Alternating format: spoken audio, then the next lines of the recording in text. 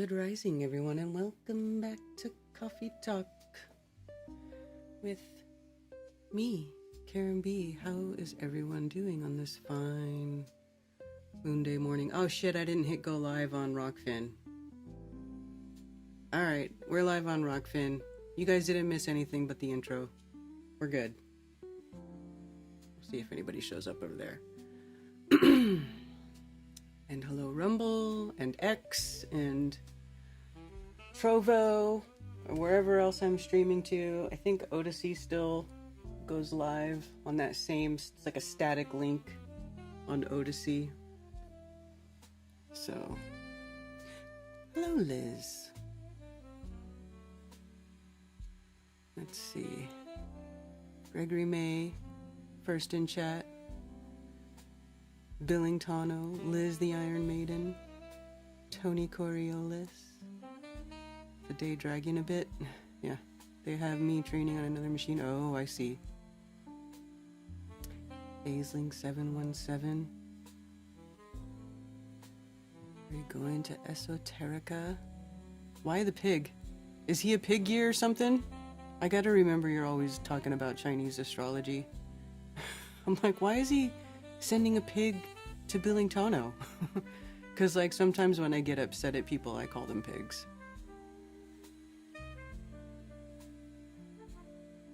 Jana, good to see you.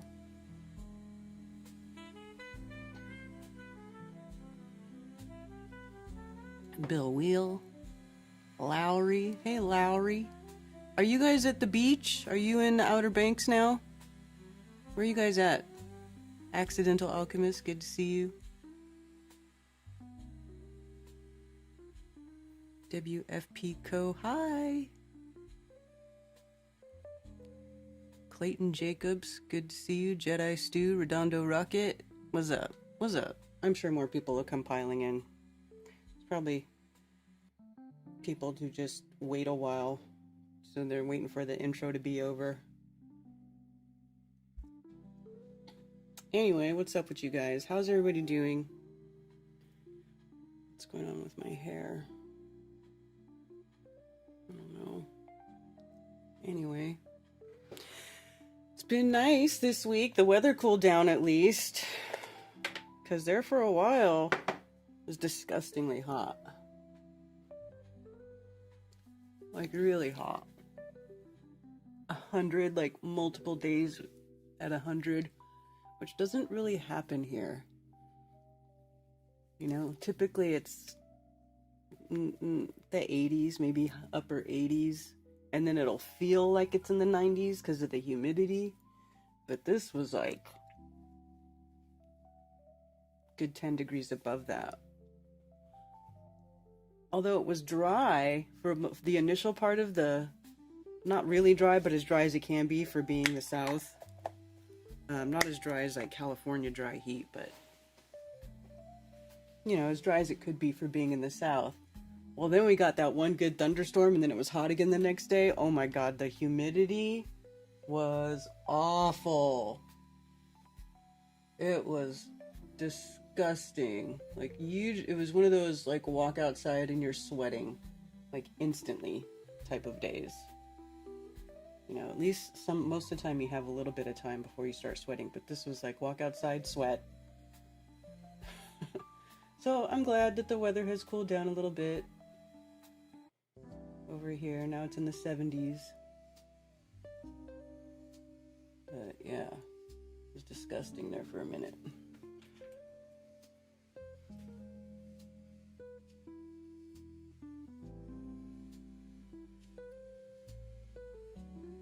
Hatteras. Okay.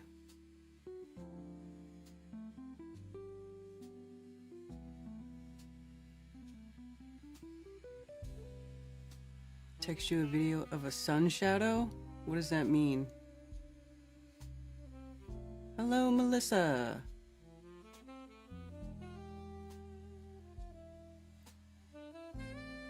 Okay.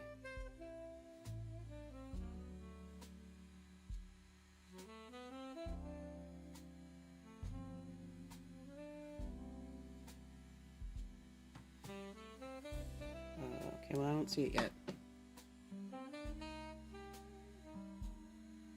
Being outdoors is brutal. Yeah, like the more south you go, the more brutal it gets too. Like when you start getting closer to the Gulf, yeah, it gets more brutal. The Gulf of America. Hi, Nico.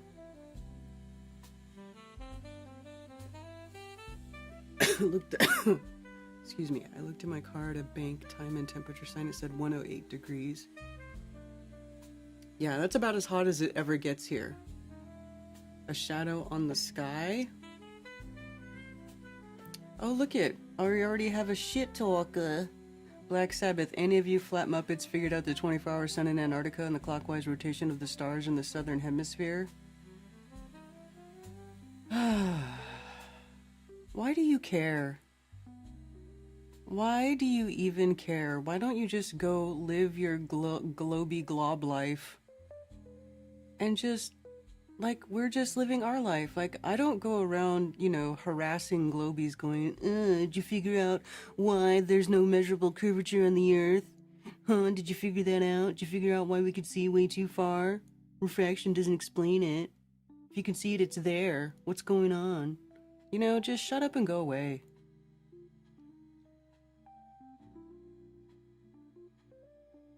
Lower Alabama. Yeah, it is weird. It is weird weather. It is weird weather. I mean,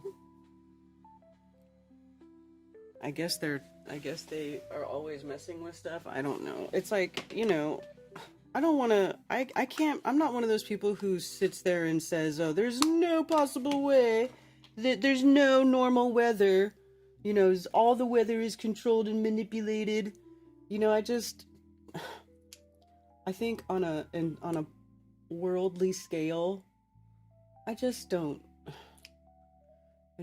think that that's really logistically possible.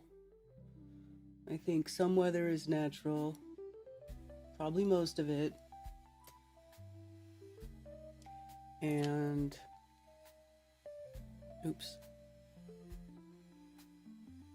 but I do think that they also manipulate it in places locally. That's all, you know, that could also be a thing. But the weather is weird. But it could be like part of just, you know, the cycle. The Earth's natural climactic cycle. You know, everything is cyclical here. So, I don't know. Weird, weird, weird.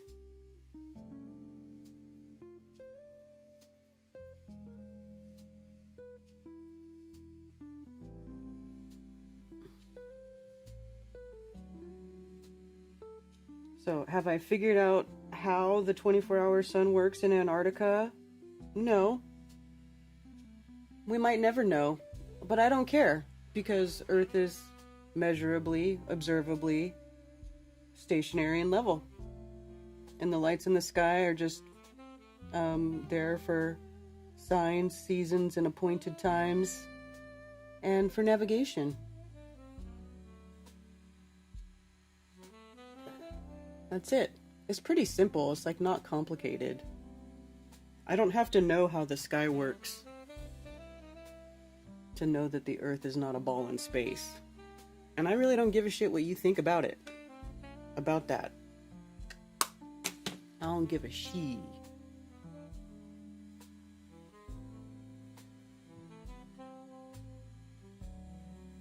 Oh, look at the kitty paws in the sand. How cute.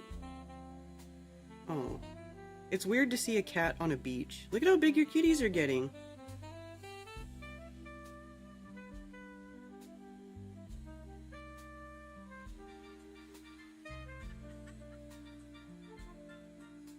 Oh, I see. Oh, that's, yeah. Hold on, let me see if I can download this and get it to where I can share it. Hold on.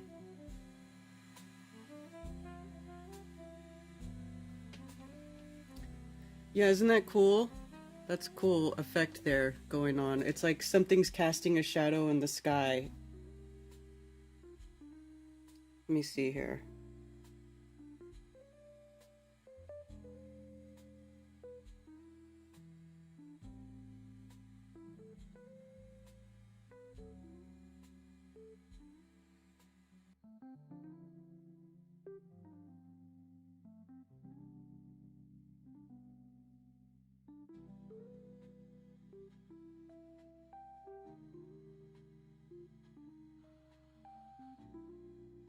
That one.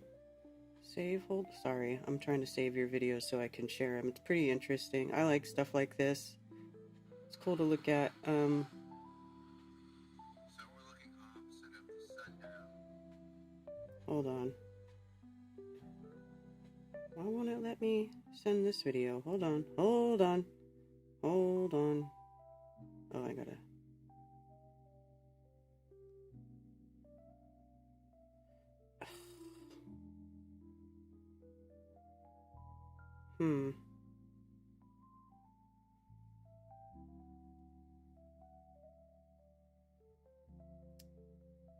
Word to Ferk.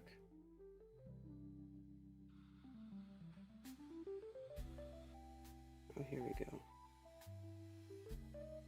See if I can make it work this way. Come on. Why are you being so difficult? You're killing my vibe, technology.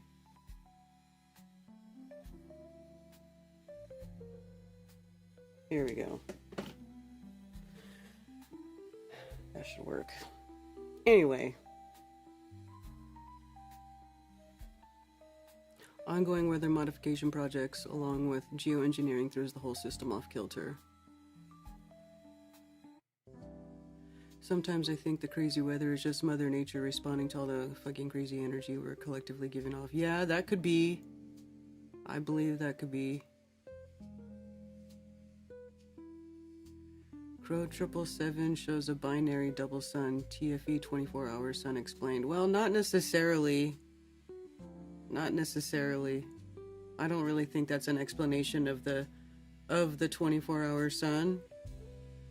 But it does show that there's something going on with the sun that they're not telling us. Or maybe they don't even really know what it is.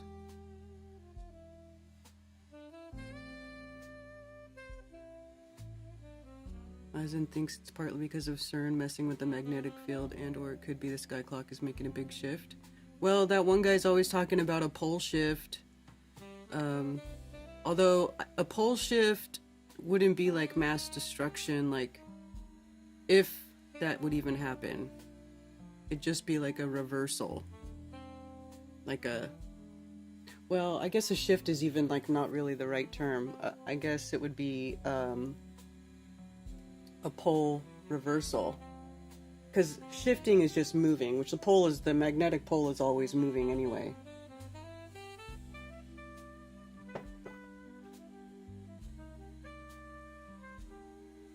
So check this out. Let's see. Make sure my sound is correct. Yes.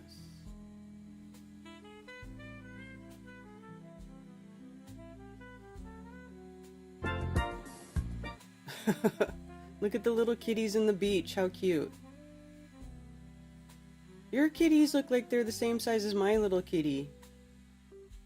Maybe a little bit bigger.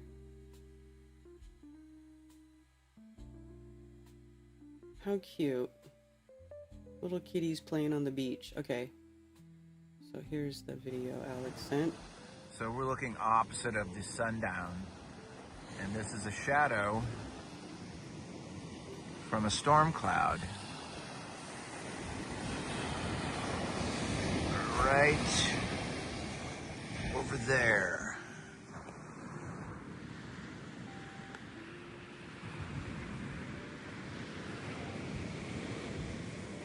Oh, I see. The sun's back that way, and the shadow's being cast over the sky that way. So I guess that that's anti-crepuscular rays. I guess that shadow is just curving around a ball. Right. Yeah, you got anti-crepuscular rays because it's actually probably from above. It just looks like a straight line. So since the cloud's right behind you, it's like the shadow goes away from you. That's pretty cool effect. Neat.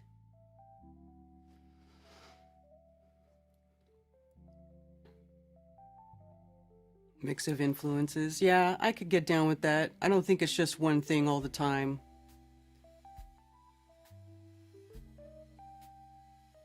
Artemis 2 is targeting launch for February 2026, launching 4 humans around the moon. Oh, right. Excuse me. Ivan T, good to see you. Yeah, perspective. Right? It's cool, though. I want to say the kitty's playing on the beach again, but I'm gonna mute it. Aw, kitties.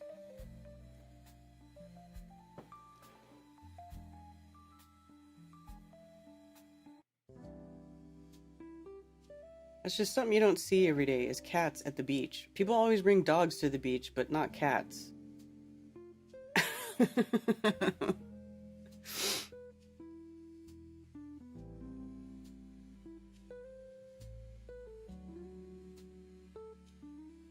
So somebody replied to something I had to a post on Twitter today, and it was about Nathan.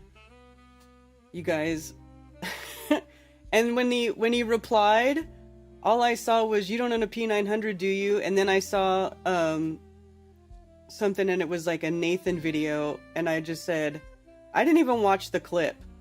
I just said, I do, but I don't use it to look at crystals, because it was a reply on my post about a cube being a platonic solid, because this post came across my feed where this guy shows a picture of a giant cube-shaped rock, and it's like, oh no, can't be natural, oh, interesting natural formation, you know, like as insinuating that it must be something else. It couldn't be from nature.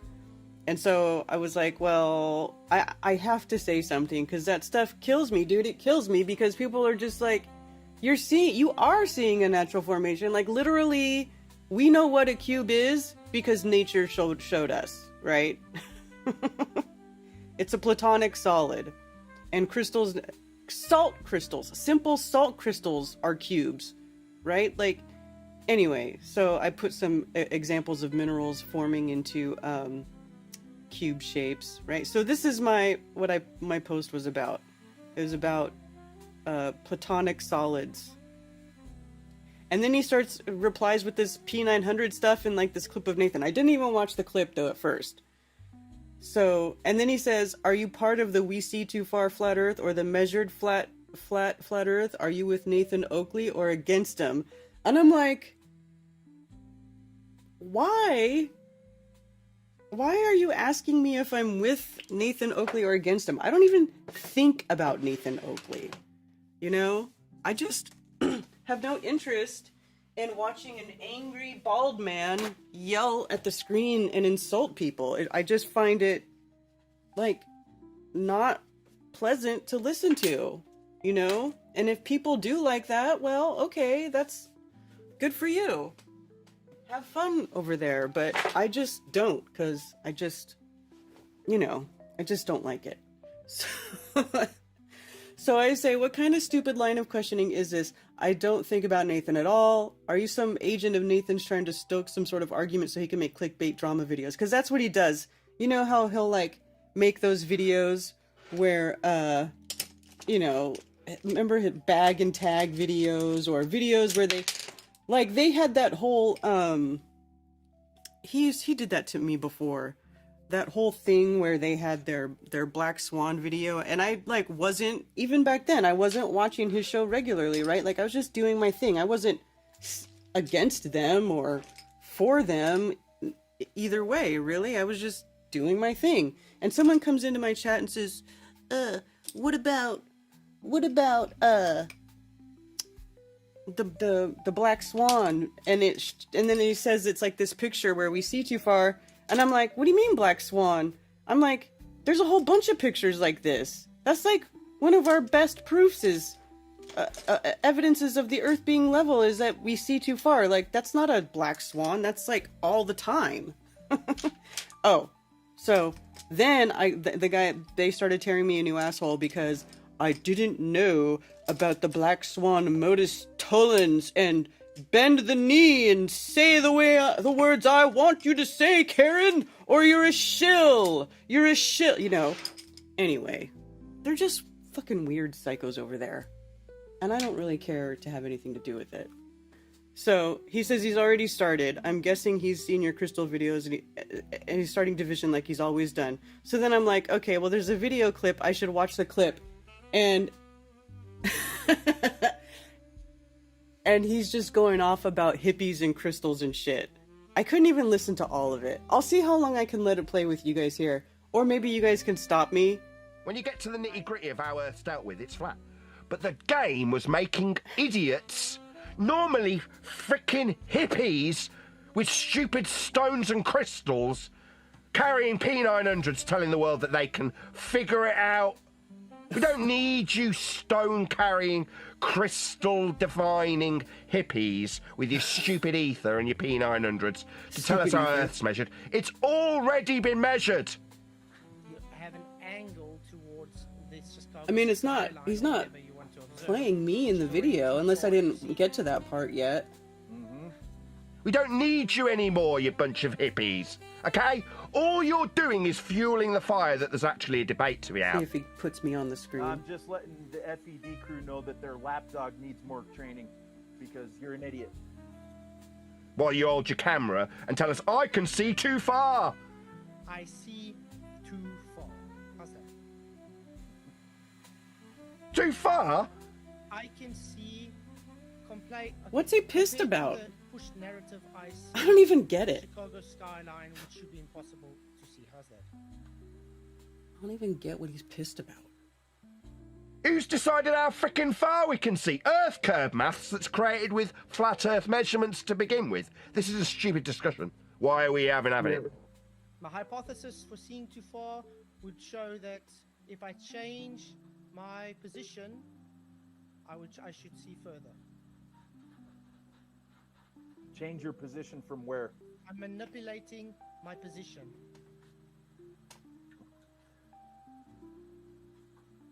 Do I manipulate my position when I manipulate my position? You self-absorbed retard flat earthers. Yeah, you're not the arbiter of how flat Earth is with your camera. You stupid Why is self-absorbed he so angry idiot about the flat earther. P900 now? Okay. It was always measured flat. It was always called sea level. And every time you, holding your stupid little P900, heard the word sea level, you just ignored it. You didn't realise that axiomatically Earth must be flat with that measuring tool that we use daily. It's the only way Earth was ever measured, but you were put into a stupid, idiotic position where you were led to be able to be argued with by a bunch of other idiots. I see. Because then it seems like you with your P900 arguing about Earth curve maths are the arbiters of whether or not Earth's spherical or flat. I really don't... Can anybody explain to me what his fucking problem is in that... On the black cube of Saturn? Yeah, man. Oh, dude, that whole symbolism thing is kind of crazy.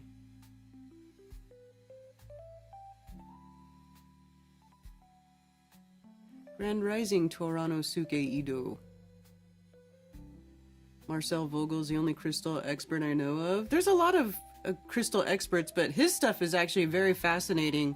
I don't know if you ever told me, but... Or if you ever told me, or if you heard me talk about it, but we went to a crystal show here recently, not that long ago, and they had some Vogel cut crystals, and I picked one up, and I was just like admiring it, right, because it was beautiful, and I felt heat coming out of the point, the giving end, because like there's one end is like an input, and the other end is the output of a Vogel crystal, and this thing literally gave off heat. I like pointed the crystal at the palm of my hand, and I could feel heat, and I moved it, and then I put it back, and then I moved it and put it back, and I was like, am I really feeling what I think I'm feeling? And then I put the crystal down because it tripped me out. It tripped me out. But it was a Vogel cut, which is a very specific type of cut for crystal. He's shaved, he looks more like the Dickie. Dude, when did he turn into Lex Luthor? He sounds quite... That's what I'm saying. About what is he angry about? That some guy was debating globies and he didn't... Probably what happened is some guy was debating a globie And he didn't like the way the guy was debating, so he's just tearing this guy up because he's got nothing better to do. I'll probably start making videos about me because I even talked about him. So, anyway, whatever.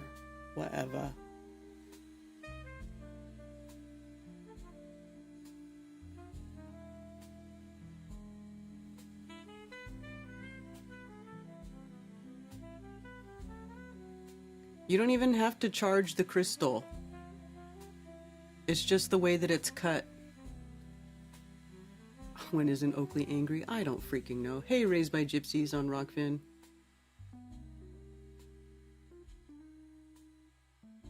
He's always angry. I don't know why. He has a wife who seems like a lovely woman. I mean, she must be a saint. She's married to Oakley. I don't know her. I've never talked to her, but you know, they have babies and stuff, so it's like, why are you so angry? I think he's angry because he wanted to be a popular YouTuber and he's like barely. He had to go around begging people to promote his channel to get to 20K. I remember that. He was going around making everybody promote his channel so he could get to 20,000.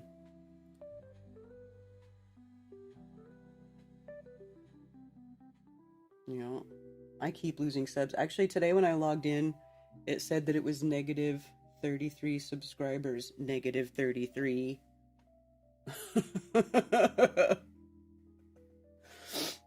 Negative 33. Does the kind of crystal matter? Pure, clear quartz.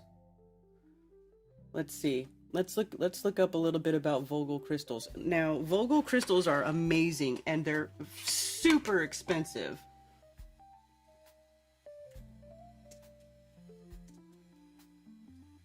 But when I held that crystal and I could feel the energy coming out of the tip of it, I was like, "Oh my god, I must have one." But they're super expensive. So you can they're made generally of quartz. And they can be 4-sided, 6-sided, 8, and 12. I think there's specific numbers of facets that that they're meant to be, and each different one, you know, has different energy or whatever. And then you have the angle of the crystal. Right, on one side it's a more extreme, like there's two different sides. So this would be the giving side, and that's or this is the receiving end over here, and this would be the giving end. And this is the type of crystal, actually the one that I saw forbidden. I just want to look at the picture. But the one I picked up looked very similar to this. I can't remember how many sides it had, but it looked just like this. And when I put my hand in front of the smaller end, you could feel the heat coming off the crystal. It was crazy. It was like this. This is interesting. A Vogel crystal next to a Sephiroth. Because whenever I look at this Sephiroth, like after I started researching crystals, I was like, dude, why does the Sephiroth look like a crystal? The Sephiroth is a crystal. That's wild.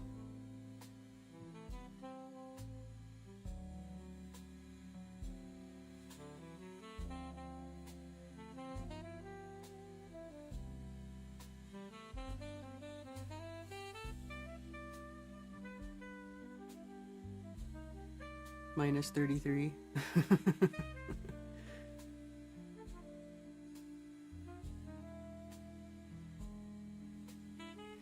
Yeah, I've watched a whole bunch of Marcel Vogel videos. We could watch them now if you want. We could talk a little bit about Vogel crystals. It's like, you know, obviously crystals are my favorite.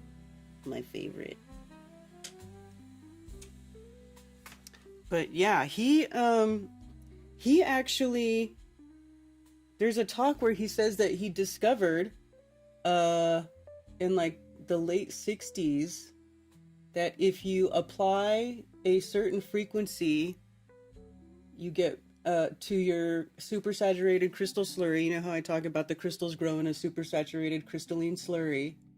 He says that he discovered that if you apply a certain frequency, you get absolute perfect crystal habit growth.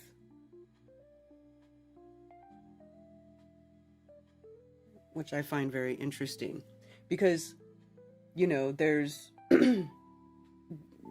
different minerals will have multiple habit forms that they grow in. Like quartz is one. Quartz grows in a whole bunch of different forms. There's the typical form, but there's different types of quartz crystal habits. And I used to think, like, when I was first looking at this stuff, I'm like, well, what makes it grow in one form versus another? And it really actually makes sense that it would be whatever the dominant frequency is of the area, I guess, that it's growing in, right? Of the earth.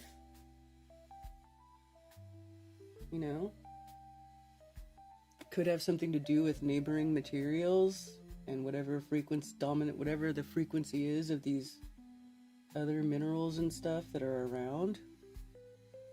It's very interesting to think about.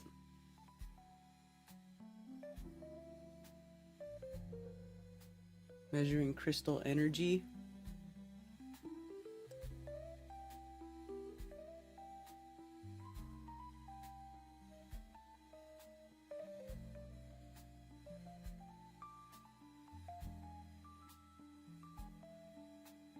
S here from SNA's Orgonite Creations, and what we're going to be doing here is with this LM4 experimental life energy meter,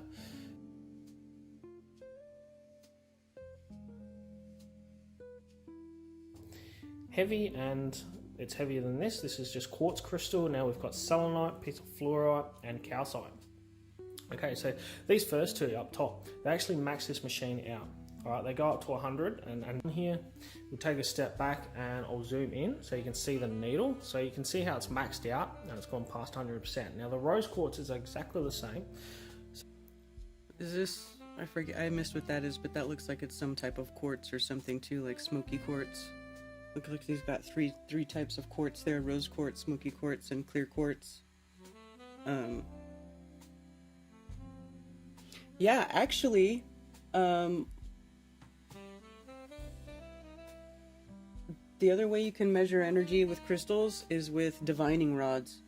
I should make a video where I do that, because like I do crystal grids for my friends if they're having trouble or needing, a little bit of extra, just a little something extra, a little care put out into the ether. I'll make a crystal grid for them and set intentions on the grid. I know it sounds like cheesy hippie shit, but let me tell you something. They work. They freaking work. If you do it right.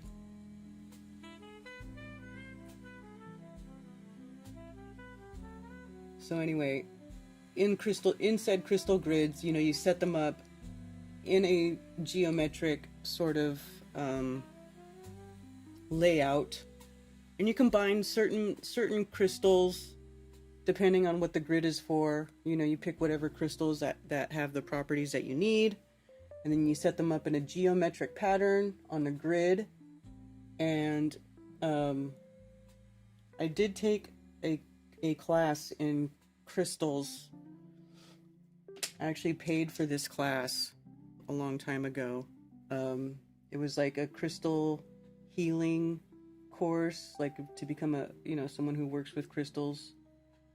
So I didn't get certified. You could get certified. I didn't really care about the certification. I just wanted the knowledge. I just wanted to know what she was talking about. So in this class, they teach you how to make crystal grids, and then she has you get some of those copper divining rods. And then she has you use them to so that you see that it senses the energy coming off the grid. And I actually did this the last time I made crystal grids. Because I found my divining rods, and I was like, ooh, let me check the grid. And so I checked it, and the rods crossed as soon as I put them over the grid.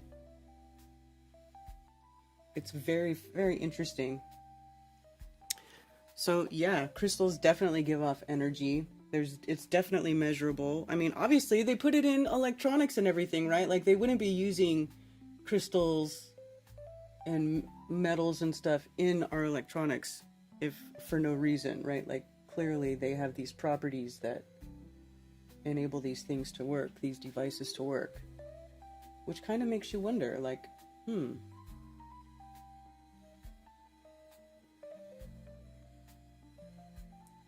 maybe you don't need to have it in a device to use it in such a manner. Maybe you can just use the crystal and put it in your hand.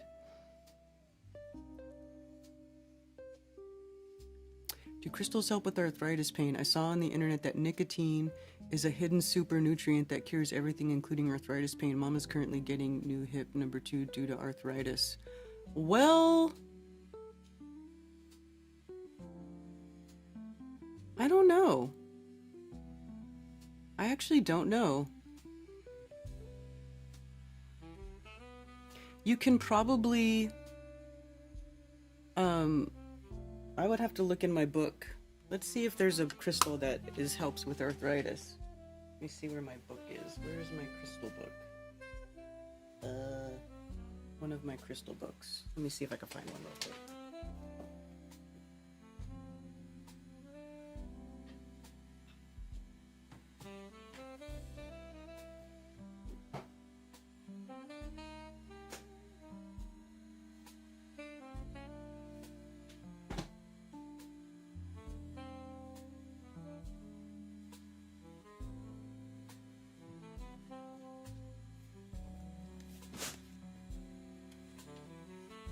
Only one of my books is up here, and the other one, which I actually like more than this book, is probably downstairs. But let's see if anything, if it has something, because usually there's like a glossary, and you just look up whatever it is you want to help with. Let's see. So there's a spiritual one and there's a physical one. So physical, let's see. Arthritis, angelite, jade, blue jade, lilac, lepidolite, and malachite. So malachite, which is that green, lepidolite is purple. I mean, it says lilac, but it's basically like a purple stone. So green, purple, and then blue jade. Angelite. What's angelite?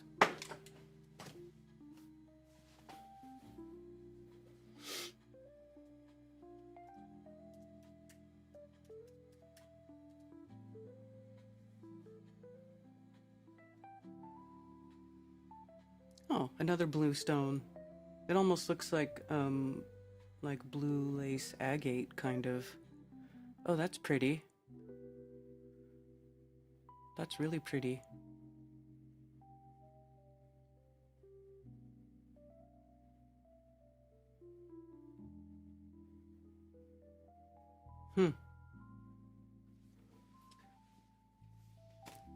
So there you go.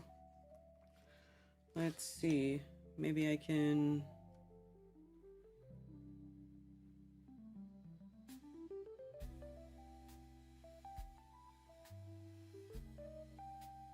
Doesn't give me any pages to go to.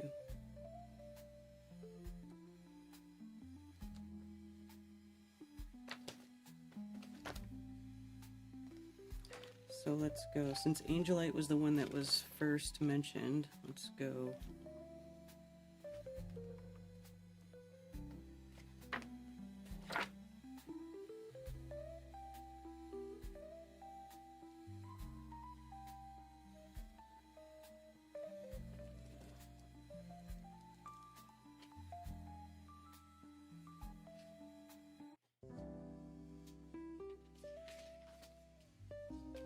If it says anything about it here. Angelite, blue anhydrite.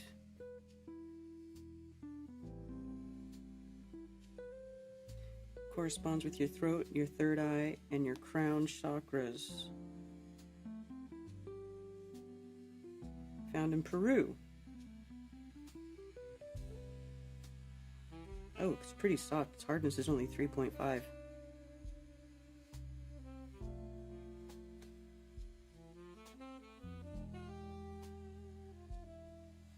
Okay, here we go. Physical. Angelite's mineral composition is related to the skeletal system, particularly in regard to energetic support of one's bone density and growth, as well as such issues as arthritis and osteoporosis.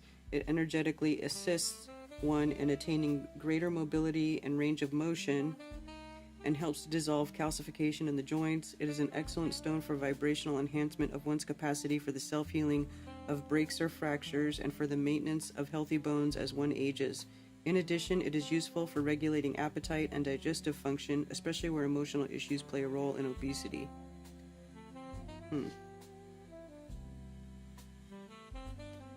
So there you go.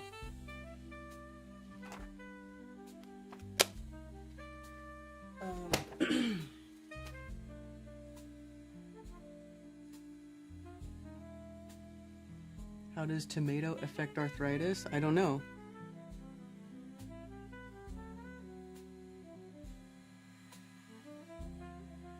Maybe that's why they flooded the mountains and see tons of crystal mines there. I'm speculating, but my sister lost everything, and that was what the locals were saying. But, see, here's the thing about that, and I was going over this when all that happened with the hurricane. The biggest crystal mine, the biggest mine of pure quartz crystal is in Spruce Pine, North Carolina, and it's an active mine. Let's see if we can look it up. Let's look it up right now. It's an active mine, and it was active. It was active before Helene, and it's active now. So here it is. Here's an aerial view of it. Look, it's like white because they mine, this whole mountain is like some of the purest quartz on Earth. Okay? And a lot of the quartz that gets mined from here gets put into electronic chips. Like, you know, all kinds of electronics and stuff like that. So, now, when, see here it's talking about how it reopened.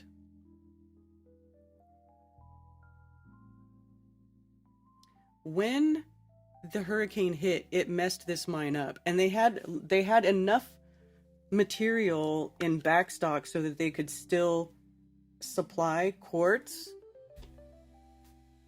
to the industry.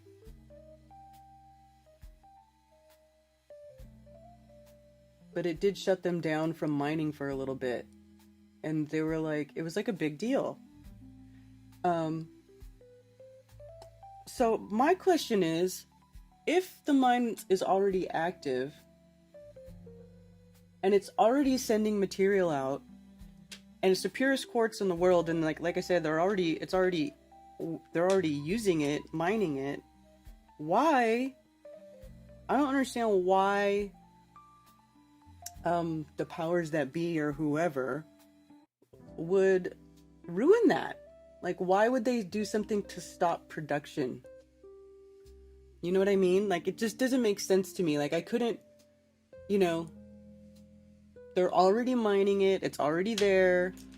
So for me, I just didn't see the motive. I didn't see the motive of them trashing the mine or closing the mine down or hitting the mine with a hurricane, because they literally stops production of all their AI chips, their surveillance technology, whatever. Like, it literally was not good for tech, big tech bros. So why would they do that? I don't know. That kind of didn't make sense to me. And then the other thing too, and I know people were talking about lithium, but like, I went and downloaded a high-res mineral map of North Carolina, and there's only one place that's listed as having lithium, or the ore that contains lithium. Now, there's a lot of different mines here. This is a very mineral rich area. Very mineral rich. It's awesome. But I don't, there's just no evidence that any of that was in order to, like, even the mine where the lithium is, it's in Kings Mountain. It's over here. It's further from the mountains than my house. They did better through the hurricane than I did. And everybody was like, oh, they're attacking the lithium mine in Kings Mountain. They want to, get everybody out of there because the residents don't like the mining. Well, it's true that a lot of the residents don't like the mine because it pollutes. It's disgusting. And, there's a lot of those sites around here that are like Superfund sites where they have to use big ponds and stuff to like process whatever they're processing. And then all that stuff leaches down into the ground and like gets in the water table. Like, of course they don't freaking like it. But they didn't get flooded out. They didn't even lose power for more than like a day or so. So again, if that was the point, they missed completely because they went and they flushed Asheville down the toilet, which is like the most liberal city on the East Coast.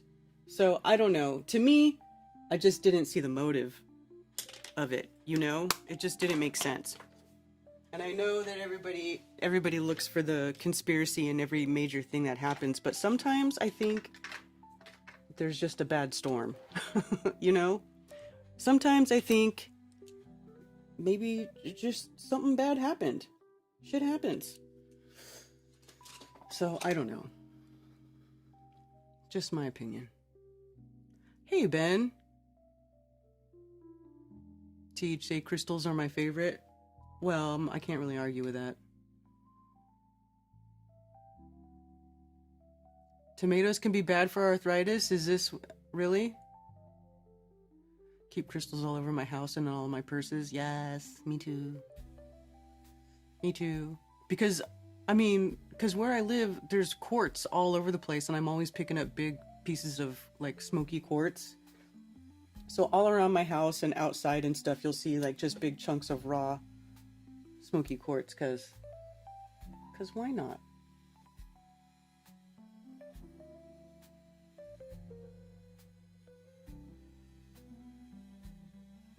Why not? It doesn't have to be, the perfect terminated, what you typically think of when you think of a crystal. I like the raw ones too, the raw chunks of crystal. I love that too. It doesn't have to be perfectly terminated. Although those ones are cool because they're expressing the sacred geometry, and it's just really neat that they actually grow like that on their own, like this garnet.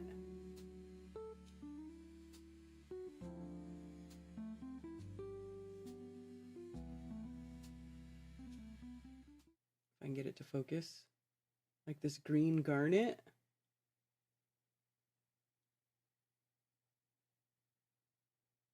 It's not really that fancy of a stone, but I just love it because look at all the... I just love when you can see that sacred geometry. Oh, come on. Come back to me. There we go. Anyway.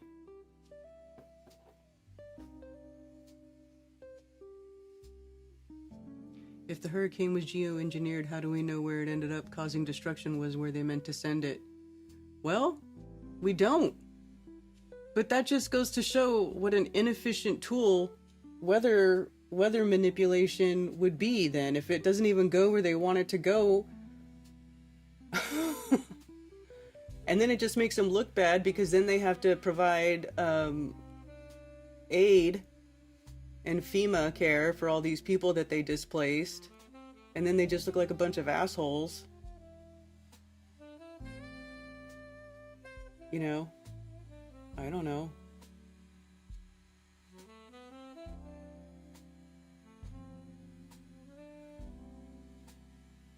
That's just it. How do you know?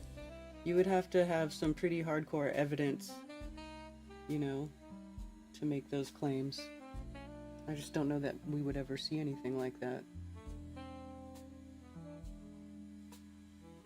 I think the better thing is to, you know, keep speaking out about all the other shit that we know for a fact that they're doing that is against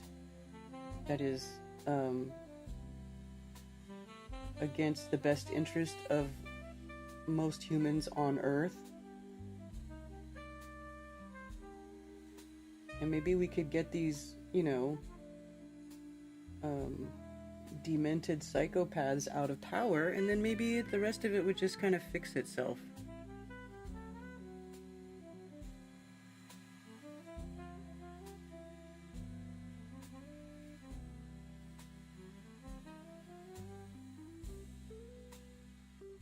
You know?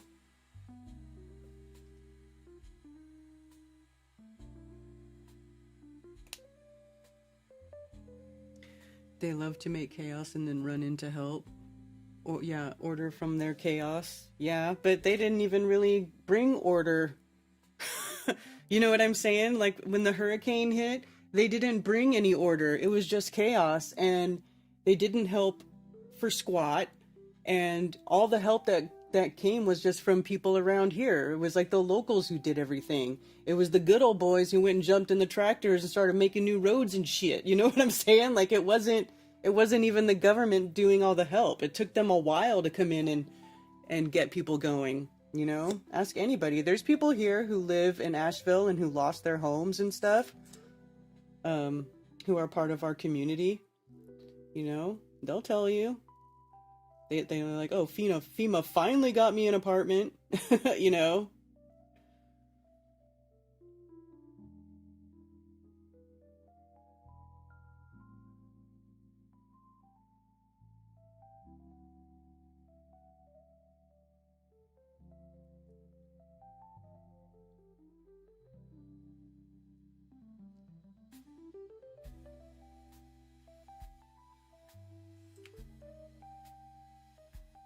Sacred geometry gives Ben a hard on. Why are you guys being perverts about sacred geometry? How? Guys can turn anything into a perversion, I guess.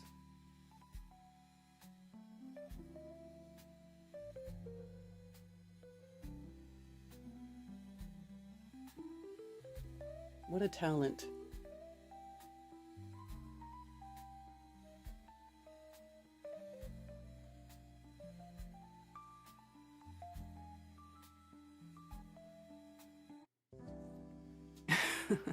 Hey, Thunder Chicken.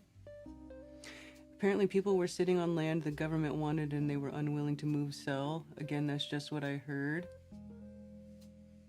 Well, don't be mad you don't have a penis. It's magical. I do have one. I just let Ted keep it for me.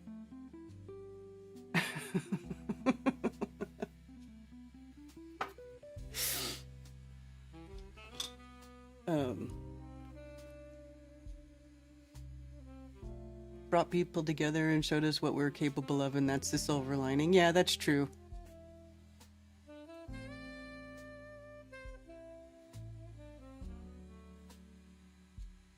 That's true. It was pretty cool how you guys moved the barrier and opened a thing so you guys could get here. That was wild. That whole thing was just wild.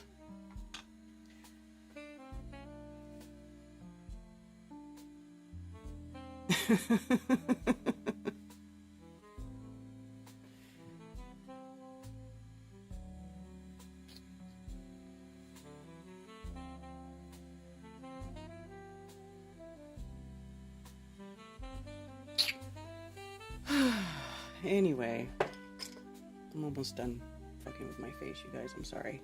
I feel like I'm taking a long time today.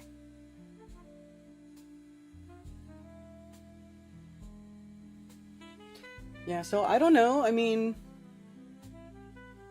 a lot of these places where people got washed out is like real rural parts. Like, they're in the mountains, you know? And then part of it was Chimney Rock. Lake Lore. Everything got flushed into Lake Lore. I wonder if I can see it on satellite yet.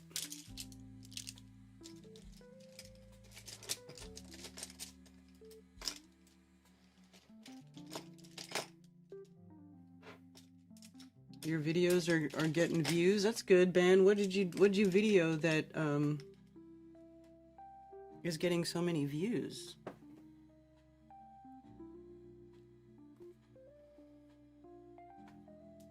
Can't do much in the moment. Got a cat on your lap. That's hilarious.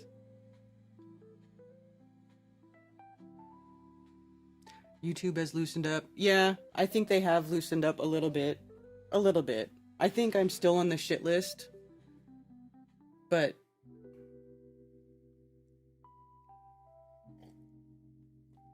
I think it has loosened up a little bit. And it continues its recovery from Helene. Some positive news from one of the quartz mines in the community of Spruce Pine. The mine, which produces a critical component used in the production of computer chips and electronics, is operating again after shutting down due to the storm. People across the world rely on the small town of Spruce Pine, even if they don't realize it. The area is home to one of the world's most important supplies of high-quality quartz, a mineral necessary for your phones, your computers, everything that we use in a modern age. Christina McCurry grew up in western North Carolina, and her dad worked at one of the quartz mines for decades. She knows how important the industry is. With that quartz being mined out of the mountains, they're able to process it and make it into crucibles and silicon wafers that go into semiconductors, computer chips, electrical cabling. It is an essential need to build things that we use in the modern age. Helene caused massive damage to the town of Spruce Pine. Both companies that own mines in the area announced that their first priority was accounting for all mine employees, and both companies say all employees are safe. But both Sibelco and the Quartz Corp, which own mines in the area, had to stop production due to the storm. Duke Energy workers described an extensive effort to restore power to the mines. We're having to rebuild entire lines. So we're having to get to the mines, bring our facilities. They've got stuff on their end too that's in need of repair. But we want to be sure that when they're ready, we're ready as well. Sibelco now says its mine in Spruce Pine is back in operation, announcing that production has restarted and production and shipments are progressively ramping up to full capacity. And the Quartz Corp has not announced when production will restart in the Helene-damaged community for its mine, but the company says it does not expect a critical situation for industries that depend on the quartz supply in the short or medium term. So, yeah. Helene actually had no real, well, not that I could tell,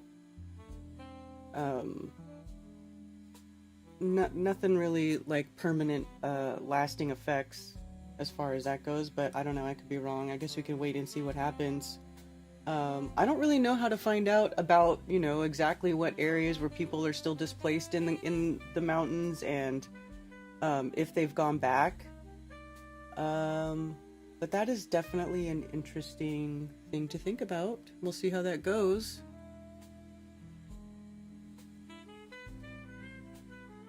Mostly animals just being fools.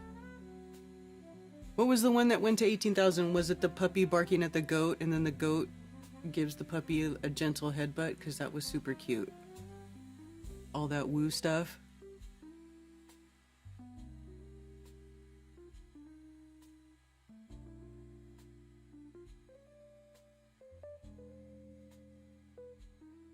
Stuck on the mountain for over 2 weeks. Wow. Duke Energy, no bueno. Yeah, well, that's who's in charge of the power around here, so what are you gonna do?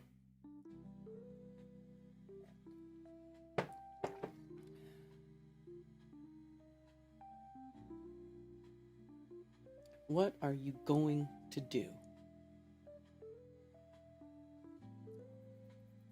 Did you know that tomorrow is going to be one of the shortest days on record by a whopping 1.25 milliseconds, under the 86,400 second mark?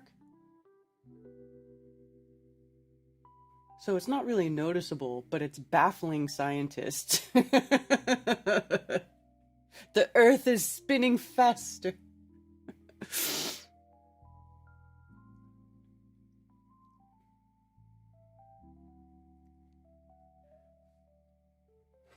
Yes, that's the one. Yeah, I believe it.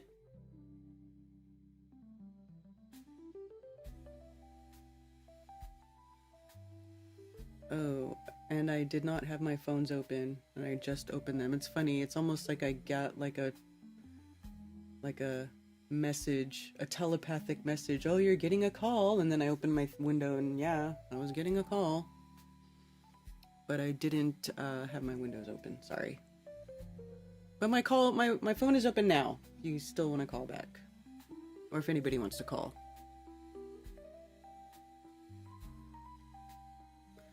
A Sintamani stone? No.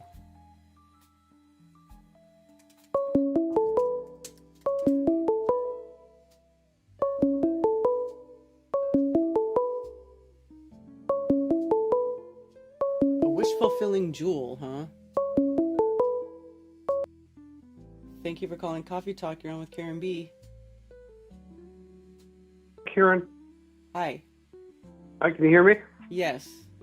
Yeah, that was me telepathically. Oh, okay. Awesome. Hey, got like a few topics for you. Mm-hmm. You were talking about crystals again? Sure. And crystals are in bone. Remember that? Mm-hmm. I was wondering, this is kind of on the same line of topic. I don't know. Have you ever had a root canal? No. Good. Well, I'm just thinking of bones and teeth and crystals. If teeth have some crystals in them too, and that's how they grow. But back to root canals. Have you ever seen the movie Root Cause? No. It was banned by the American Dental Association. It was on Netflix for a while. I think you can find it on YouTube. But for anybody who's about to have a root canal, watch that movie first. And they related it to all these diseases, having a root canal, and the different chakras in the bodies and the canals that each molar and each tooth is connected to in the body. Mm-hmm. Yeah, I've Does heard that sound? Yeah. What's that? Yeah. I've heard all that before. Yeah, like one molar root canal was linked to breast cancer. They did a study that people having a root canal in that certain tooth let women are more likely to have breast cancer. Yeah, one was linked to heart attacks. And I heard a while ago that almost everybody who's had any type of cancer has also had a root canal. Oh, okay. Not just breast cancer. Well, okay, that's so cool. I've been wanting to talk to somebody about this movie, and I found some truth in it, and nobody's ever seen it or knew about the topic at all that I've ever talked to. Yeah. So thank you for that. Mm-hmm. But yeah, even you can look up those charts online. They have them. I'm pulling them up on screen. I put tooth organ connection, and then like all these images come up, and they show you which tooth and what organ it's all connected to. Oh yeah, cool. The first and second molars are connected to the breast. Mm-hmm. It was mostly Australians in this movie that were being interviewed. It was all dentists who watched their patients come in. They give them a root canal, and then later on, they watched their health deteriorate, and they couldn't keep quiet about it anymore. Yeah, was basically the plot of the documentary or movie or whatever you want to call it. Root Cause. I've never had one, thank God. But it's something about putting implants in its place. The body rejects anything that's not part of its DNA. Like you get a new kidney, or they have to put them on medicine so they won't reject the kidney. Or it's the same with a tooth implant. The body sees it as a foreign object, and part of the root canal is they can't clean it no matter how hard they try after the canal. The root canal's done to clean it out, to get all the bacteria out. They have to put hazmat suits on, and I forget. They have to keep everything so perfectly pristine clean so that you have a positive outcome from a root canal. That's just so creepy. I'm very, I don't like dentists anymore. I had straight teeth like my whole life. I didn't even have very many cavities growing up. I never had to have braces. I didn't have any problems with my teeth. And then when I was a late teenager, they pulled out 3 wisdom teeth And they were like, I was like, why only 3? They're like, oh, well, the 4th one, I don't know, you just don't have it. It's not there. Well, you know, then in my early 20s, that tooth grew in. And there was nothing on the other side of it, so it grew like taller than the rest of my teeth.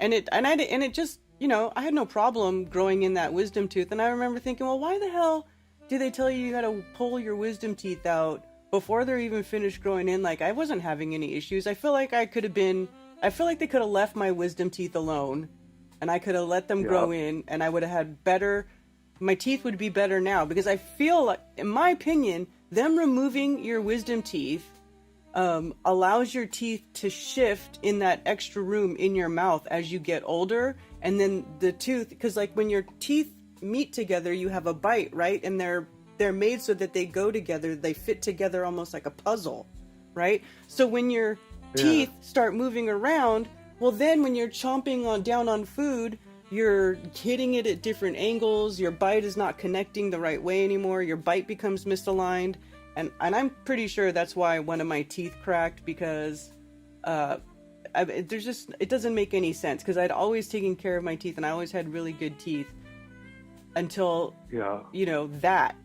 And I'm just thinking back, I'm like, why am I having all these teeth problems now?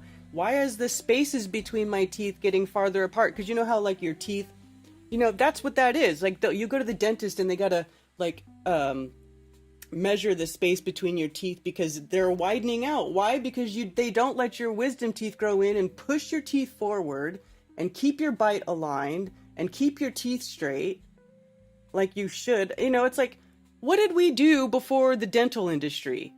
Exactly. You know what I mean? Like, people lived for thousands of years without having to pull their wisdom teeth out of their head.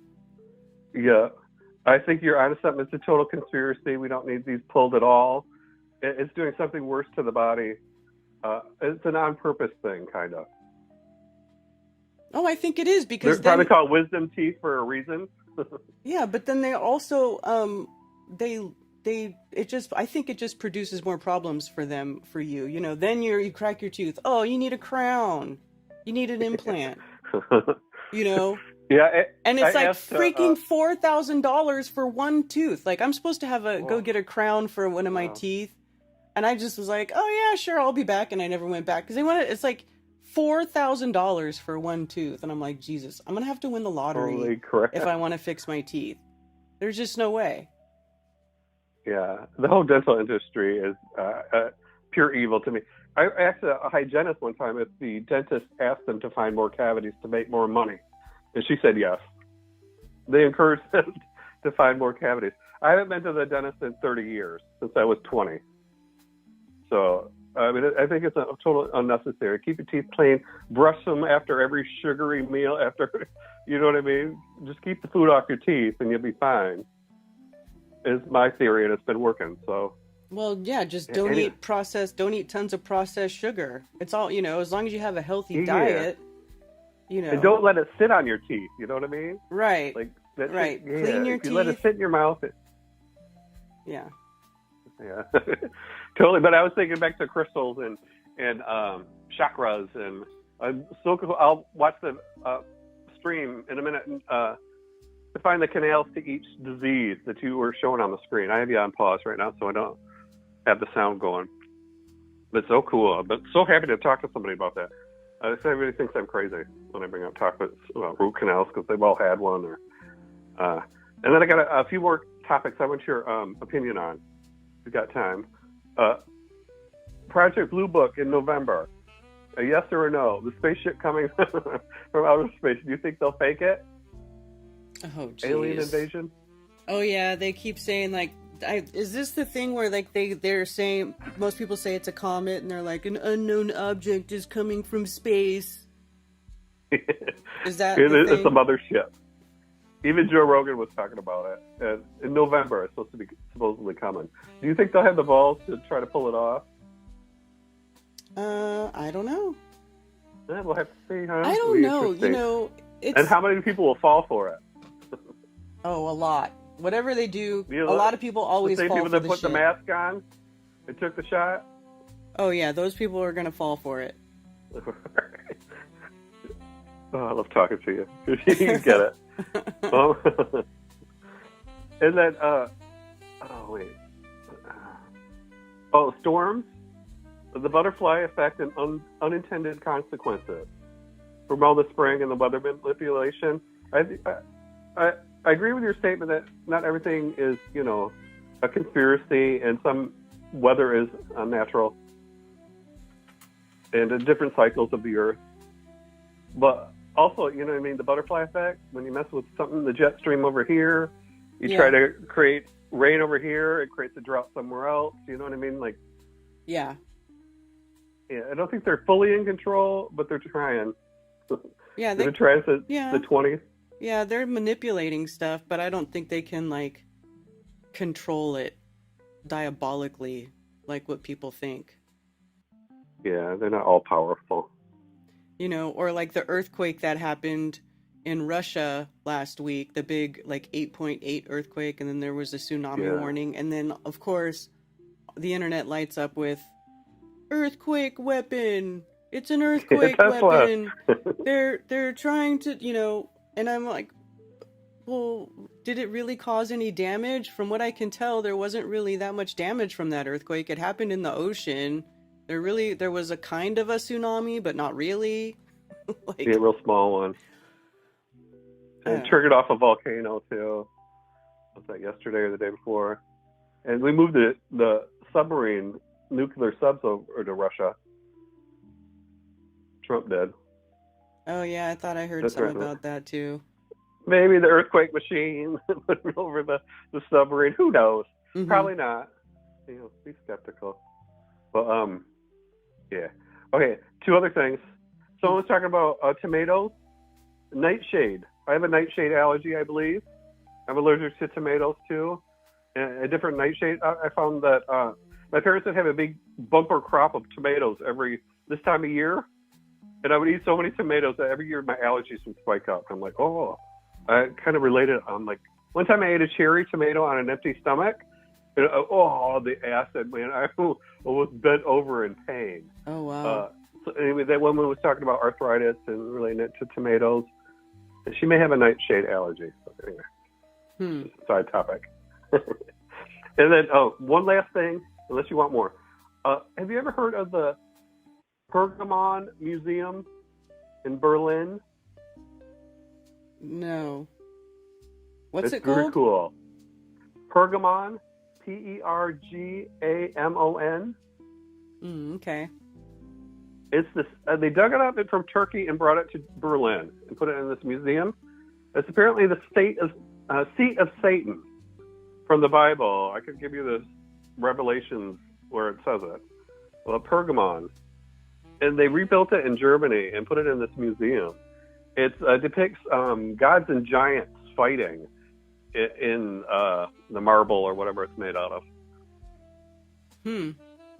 Just pretty cool and interesting. Went to Berlin from Turkey, and they show the the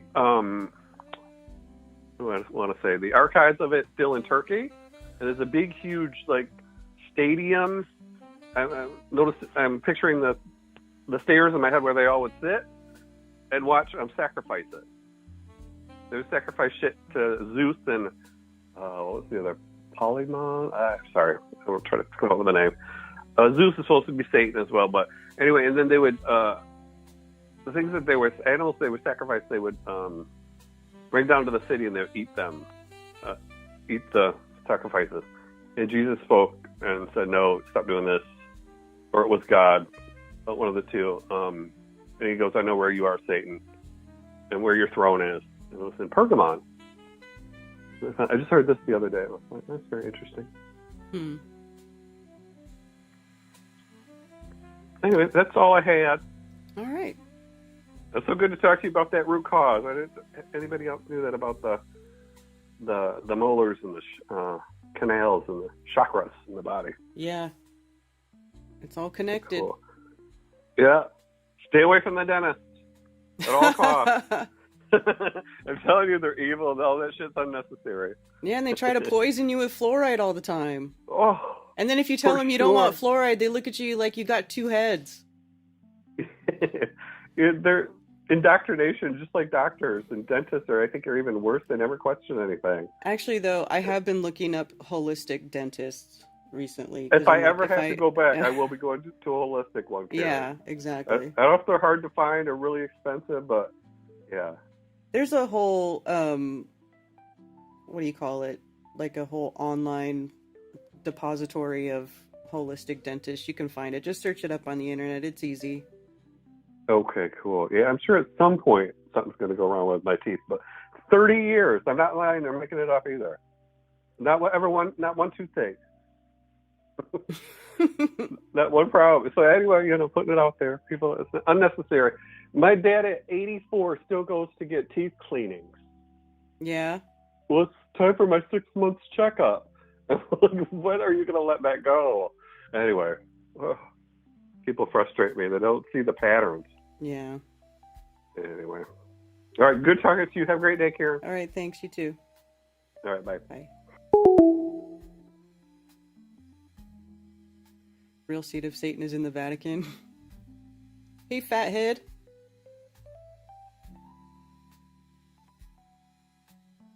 Hey, boy.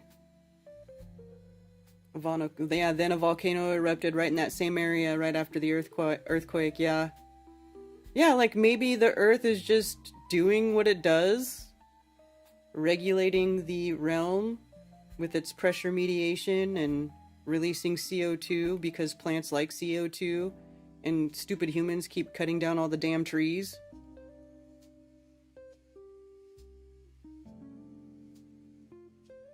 Biological dentistry.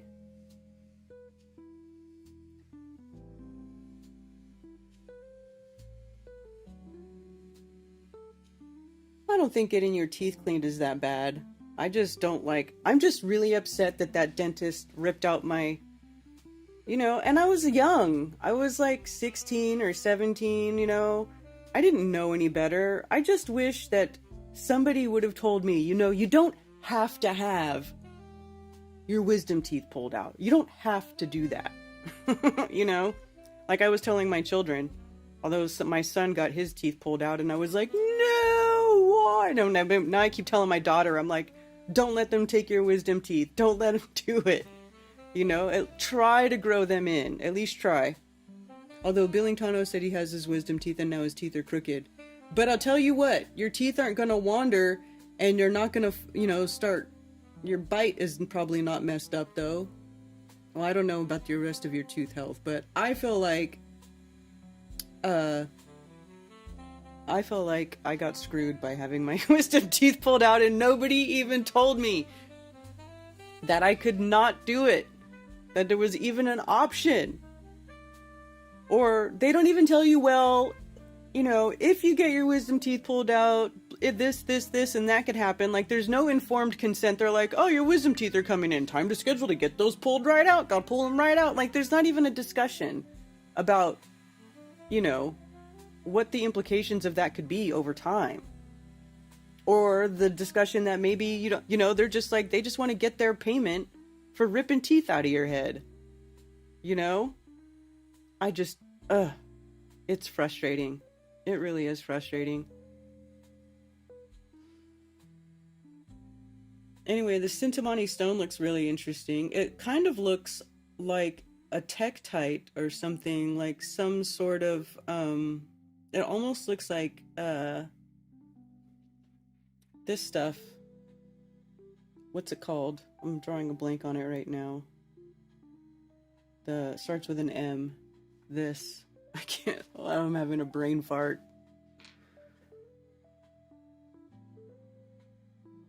But anyway, it looks like that. I wonder what that is. Let me see if there's information on Mindat.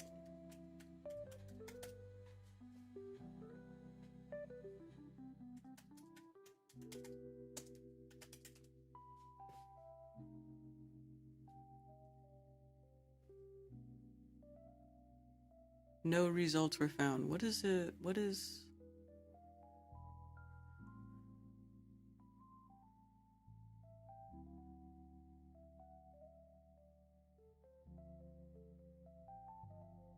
Is this like not a real thing? I don't get it.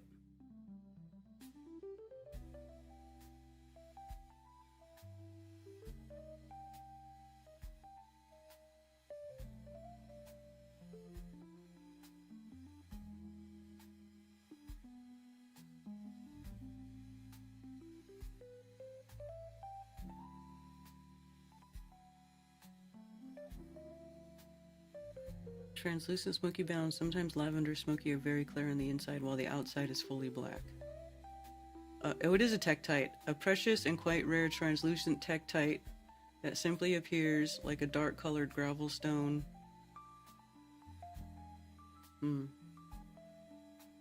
Moldavite, yes, thank you. That's what I was trying to think of.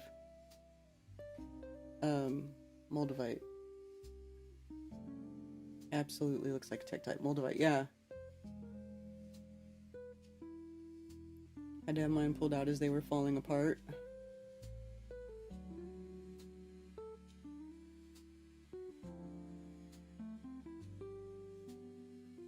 I don't need to be in a Colgate commercial. Hey, me either. But I just feel like, in my case, when they took my wisdom teeth, it ruined my teeth.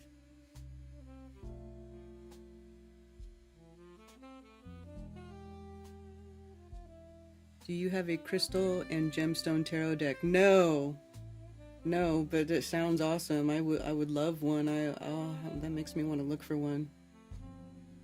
Yeah, Ben, you've got like the boss piece of Moldavite.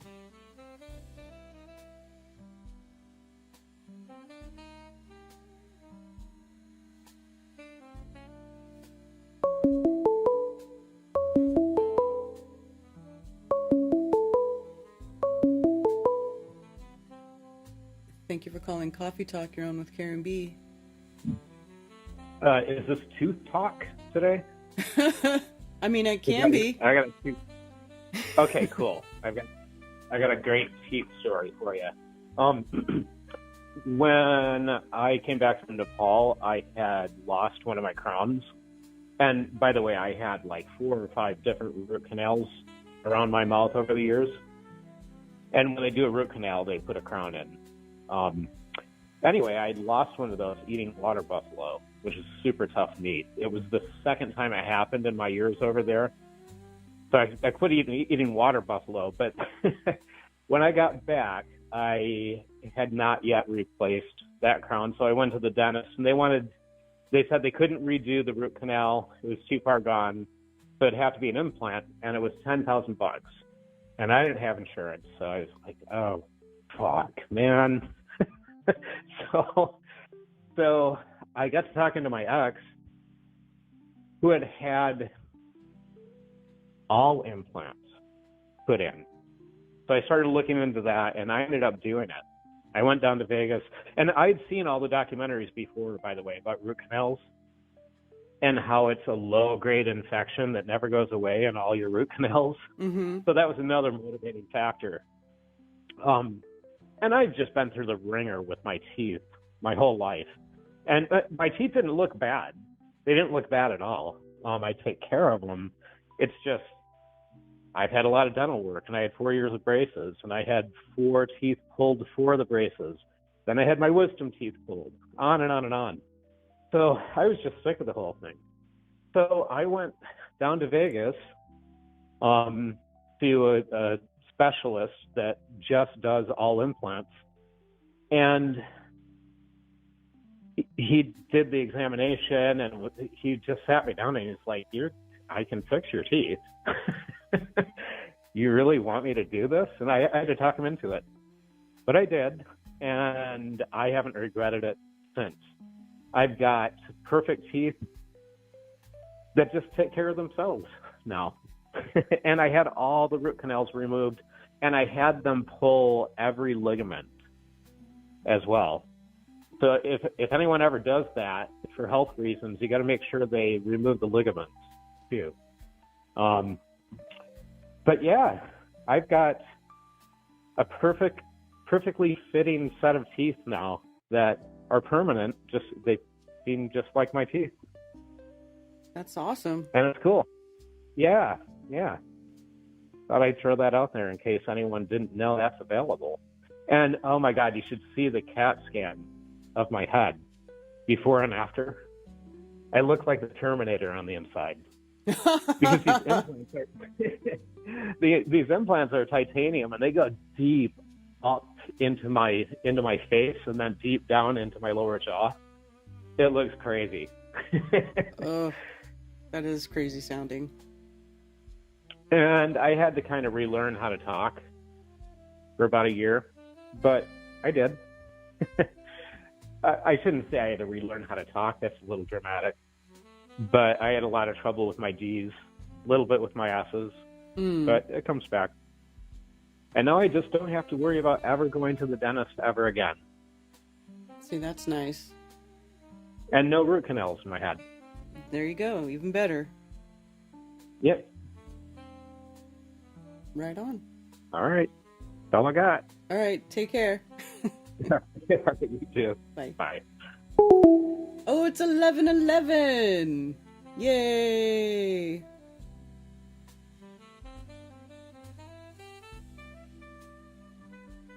Prophecy Stone.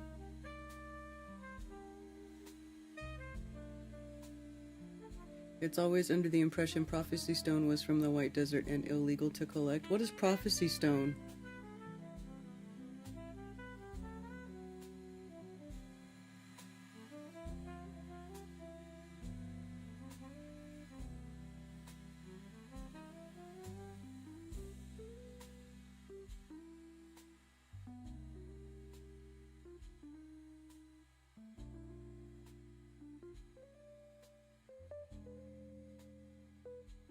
Hey Ted.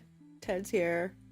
Yeah, so I can't find Sintamani stone or what it is, but it looks like it's just a type of tektite.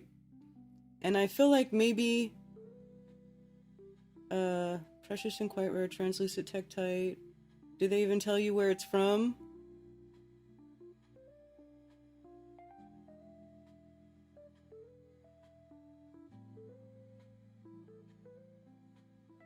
Chintamani? Well, this is australite, a variety of tektite from Indonesia and Australia. So usually they name things by where they come from. So there's chinite, and I wonder if this is the one, because this one says black tektite from variety of the Australasian strewn field found in China, hence the name. So this is a black tektite. I think this is what it really is. But there's no...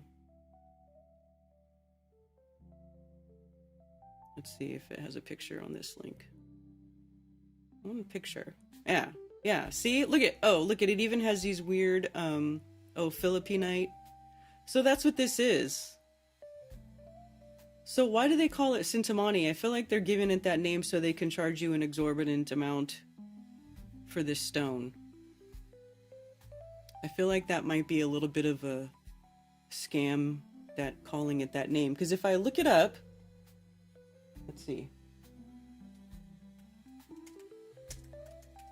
And then it brings up that, here's a Wikipedia article, right? Oh, did I lose my...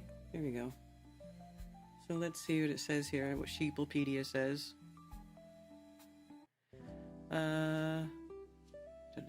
Also spelled as Chintamani. Okay, so I feel like they're just talking about the Chinese tektite. Is a wish-fulfilling jewel resembling a pearl described in Hindu and Mahayana Buddhist traditions. It is one of several Mani jewel images found in Buddhist scripture.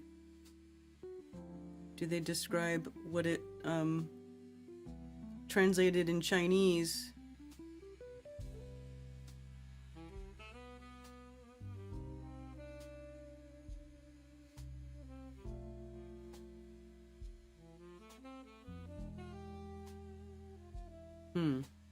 Mani stone.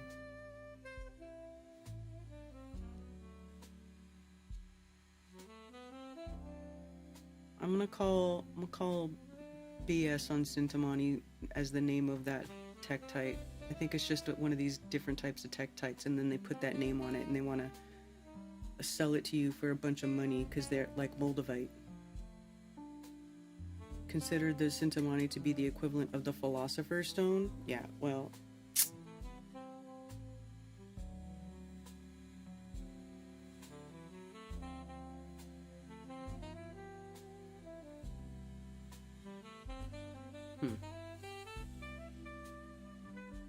Anyway. Interesting that they're calling it that. Because typically, if it's a real, any sort of legitimate mineral will come up in the mindat.org. You can search. It's you know, you don't have to use the proper crystal name to find stuff on here. So this looks like that. This is Philippinite. So it's basically a tektite that's found in different parts of Asia, in the East.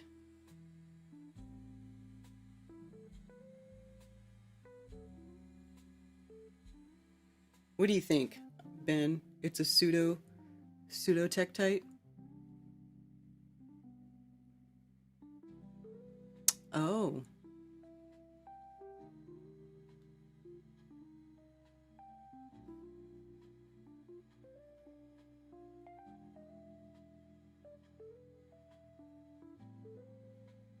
Numite from Nuuk, Greenland is pretty cool. Huh, what does that look like? Let's take a look at that. I love looking at crystals and crystal stuff. And I don't care if it makes Nathan start screaming at the top of his lungs that I'm a crystal rubbing hippie. Feast. Feast.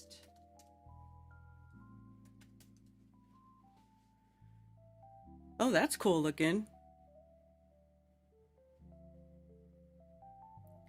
Oh, but what does it say? A material that is not an approved mineral species. See? It's even got stuff that's not really a mineral. Why is it not an approved mineral species, I wonder? The name Numite, which means derived from Nuuk and Greenlandic, was given to amphibolitic rock type, which was found by the geologist Peter W. Whatever weird name, in 1982 near Nuuk.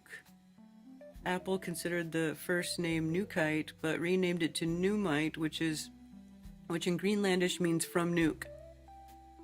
The government granted the company Numite, Nuuk, wholly owned by Nuuk, blah blah blah. Stored in the Mineralogical Museum in Copenhagen, Denmark. Unapproved name for a metamorphic rock with iridescent orthoamphiboles. The material is sometimes cut and polished as a gemstone.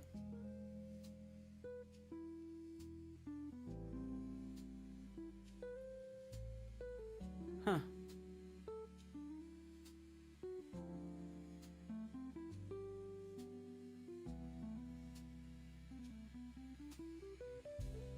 Interesting looking stone though. That's cool looking. That'd be like a nice countertop. With black with like those streaks in it. That's different. Interesting.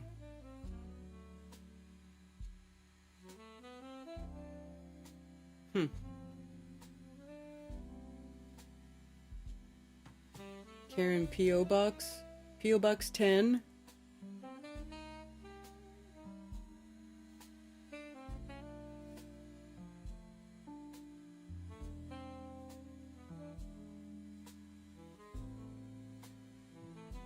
The Greenland Numite doesn't have all those gold rods that the Asian Greenland Numite is closer to Labradorite.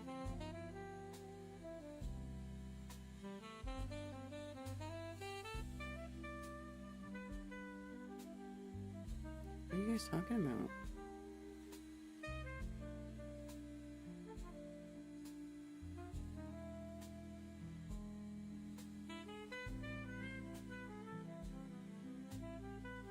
Like an anti-marble?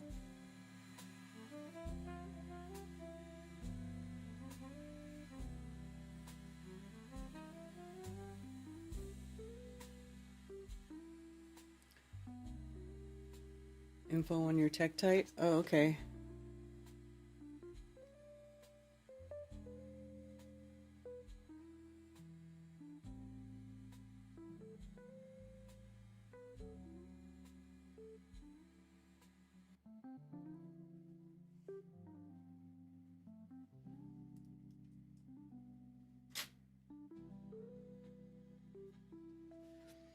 Agni, manatite, or Sintamani stone.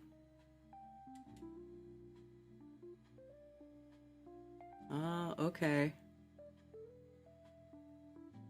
Pearls of fire. Formed by volcanic eruptions. Pseudotektite from Indonesia. Agni manatite or Sintamani stone is a pseudotektite found in Indonesia. This mysterious stone has the appearance of a tektite but was not created by a meteorite impact. In all probability, these stones were created during gigantic volcanic eruptions in which magma was shot into the atmosphere. Here, the material solidified into volcanic glass and rained down afterwards. The stone may therefore be classified under the obsidian and can best be compared with the pseudotektites such as saffordite and columbianite. Interesting. So, how do they know that it's not formed the same way that moldavite is? I mean, I guess they look kind of different because they're rounded. They don't look like, I don't know, it does look a little different, but still like a tektite. It's weird.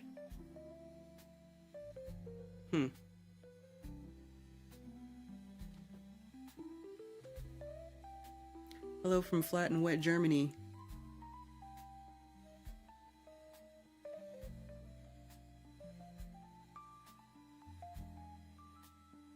You have a 10-pound chuck of it? That's funny. I've never even heard of Numite till today. I was today years old when I learned that there was something called Numite.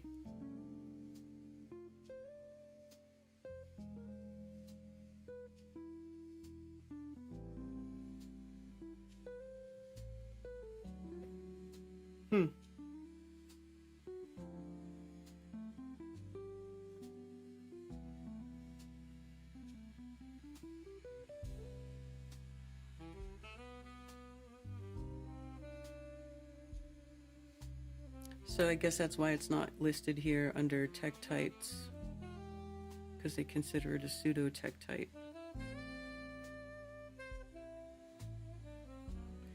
Interesting.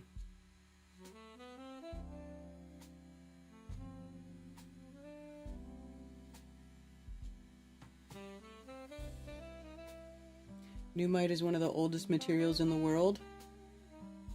Huh.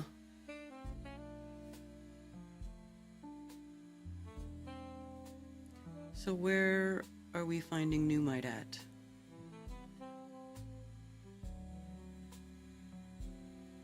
Well, it's pretty far north.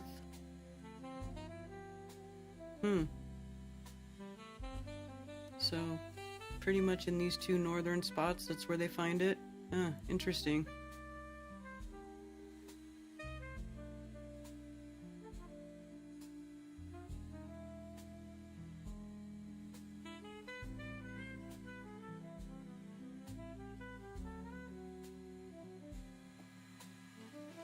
They call it the Sorcerer's Stone, huh? 3 billion years old. Right.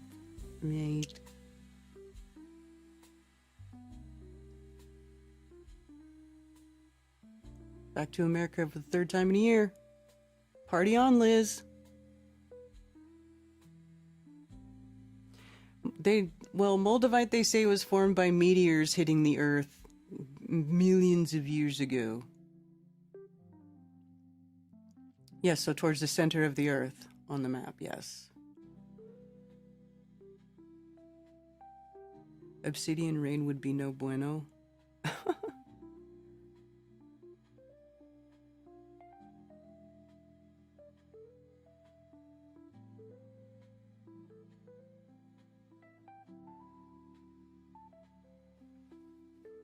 Michigan was once tropical. Well, you know, there's a lot of stuff that can sort of be explained by a worldwide flood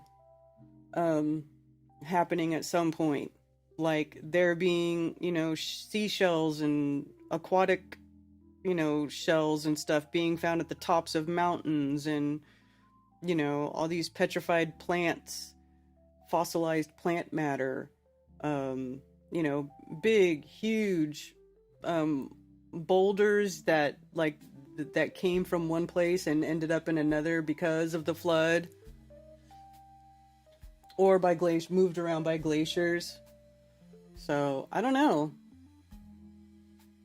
Jesus is zillion years ago.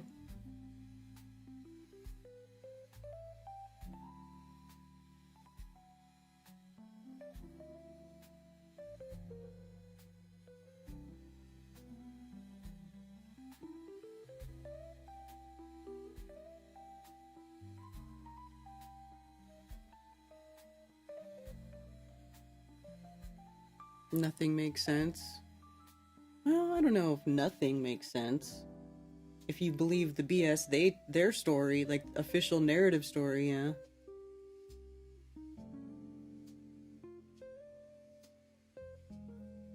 Some Uper light. Just take a UV light and go on down to like Michigan or whatever. Apparently they're all over the place there.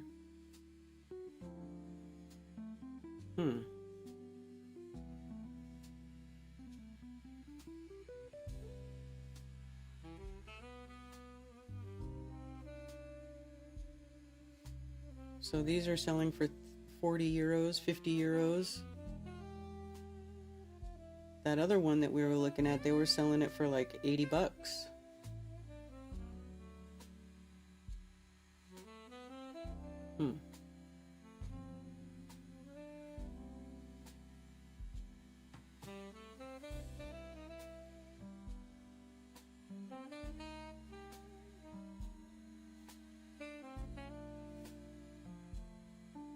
Guys, see, look at these. Look how expensive Vogel cut crystals are.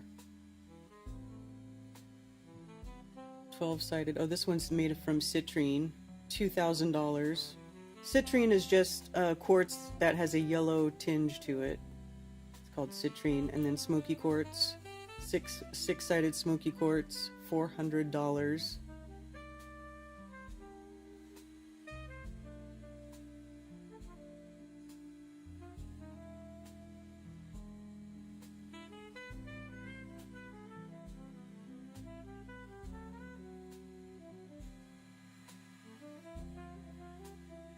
$33-sided. Why would you do 33 sides?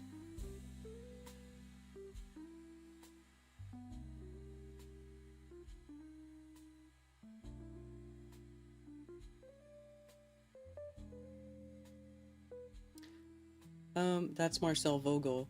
Apparently, there's only like 1 or 2 people who even are trained in cutting and shaping quartz into Vogel cut crystals.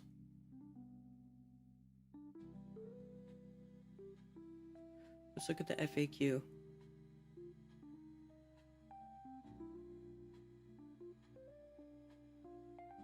Are all Vogel cut crystals on the market the same? No, there is a vast difference in performance between a real Vogel cut crystal and a Vogel crystal look-alike. There are many cut crystals that visibly look similar to a Vogel cut crystal but lack some of the important characteristics necessary to bring forth optimum performance. Our crystals are true Vogel crystals, hand-cut for optimum performance using all the necessary techniques and applied characteristics needed to create a Vogel cut crystal, which include using high-quality natural quartz. Man-made material will not perform the same. The crystal must be hand-cut with the necessary intense skill and understanding of the crystal and its intended uses. The crystal must be double terminated and cut and polished to this shape. The crystal must be completely aligned with the C-axis of the quartz crystal. Right, so yeah, so the cut is always aligned to the axis of the crystal. But that's with anytime you're cutting any type of gemstone, usually. The receptive end of the crystal, sometimes called the female end, must be faceted, forming an internal angle of 52 degrees. This is the same internal angle of the Great Pyramid of Giza. The crystal must have 4 or more sides. The transmitter, some too referred as the male end of the crystal, must be faceted with a more acute internal angle than the receptive end. See, that's like what I was saying, that one side is the receptive and one side is the transmitter. And that transmitter end is where the energy comes out of.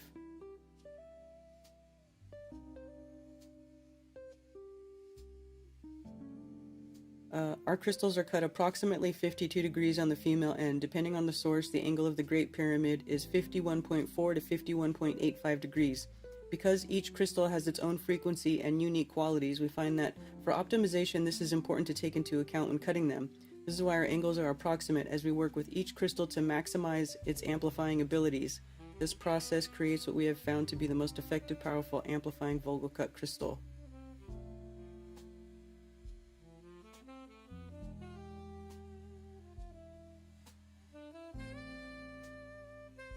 Yeah, a small handful of cutters in the world that can cut high-quality Vogel cut crystal, and our cutter is one of them. So, yeah.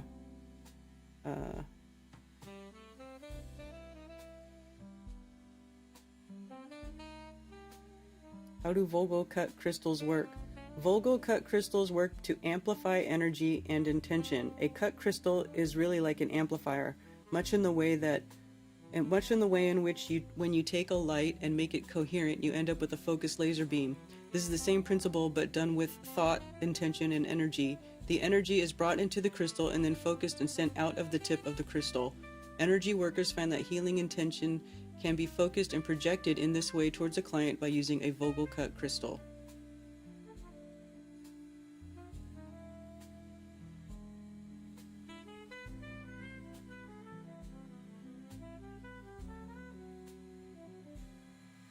Yeah, if you go on YouTube and search Dr. Marcel Vogel, there's tons of videos, lectures and stuff of him talking about his crystals and techniques.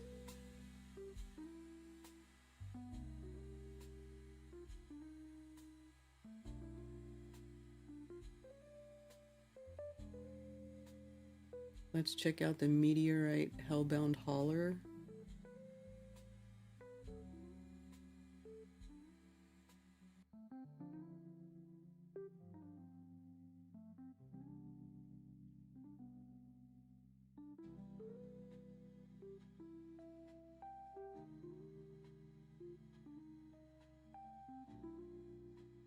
We have a $2 million CNC machine at the granite shop and it can cut crystals. Yeah.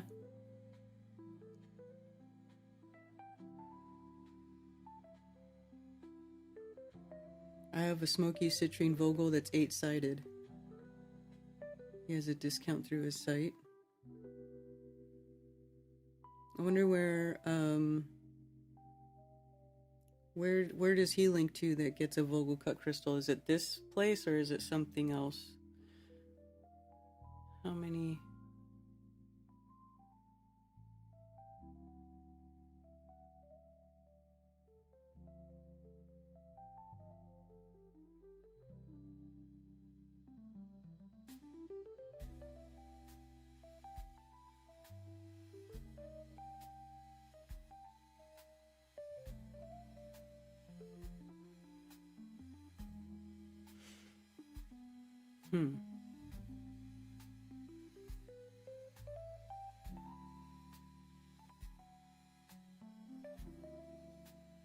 They're cheap. You get them for cheap. They're like 10, 15 bucks for a UV flashlight. It's not a big deal.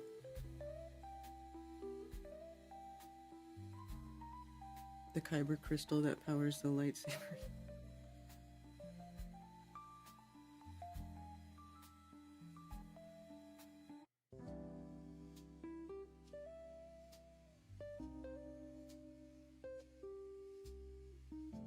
Messenger for different Numite.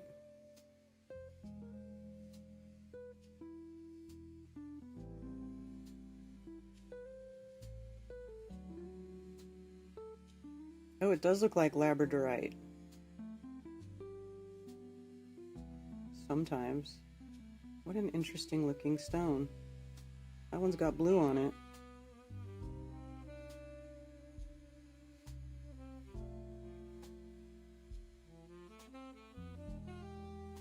Ben's shitty Asian Numite.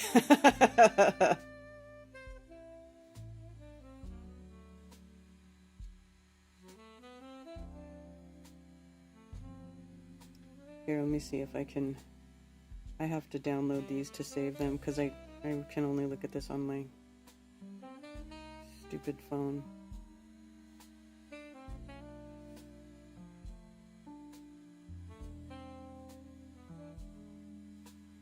Okay, and over to Telegram.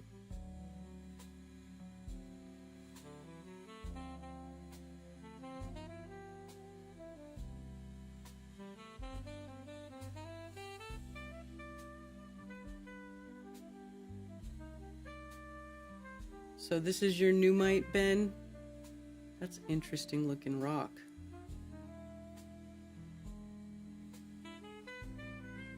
I wonder why it's not an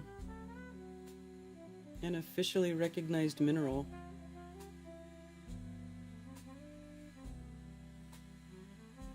Interesting.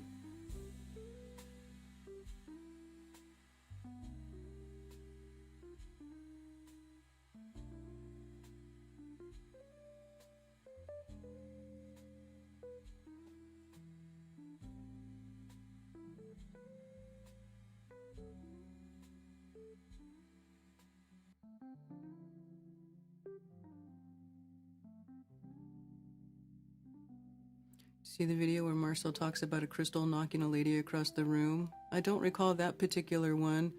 I did watch a thing where he basically was having a heart attack and he used a crystal and pointed the crystal at his chest and he walked into the hospital like that and he ended up living.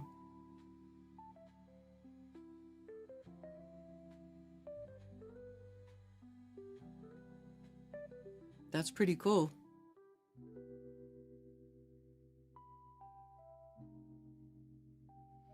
Ooh, a giant piece of lapis. Nice. Nice. I love rocks. Rocks are so cool. Rocks are cool. Cool rocks are cool. But yeah, with these facets, I think the more facets you have, they serve different purposes. Although I feel like I remember reading a thing where Marcel Vogel himself said that once you got beyond 12 sides that he didn't think that there was any more benefit to it, like these crazy 33 sided crystals and all that stuff.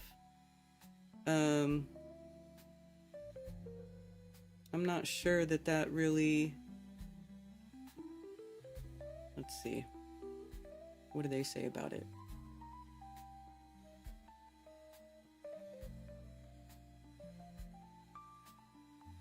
Does it matter how many sides a crystal has? So let's see. The increase in number of sides increase the volume of energy that a crystal will hold. It's like having a 4-volt, 6-volt, and 8-volt battery. The same function takes place in the crystal, except that there's an increase in charge and power. Yeah, that's what he was saying. The more sides, the more powerful the crystal will be. When choosing a crystal, we recommend choosing one that speaks to you. I personally use a 12-sided Vogel cut crystal for most of my work.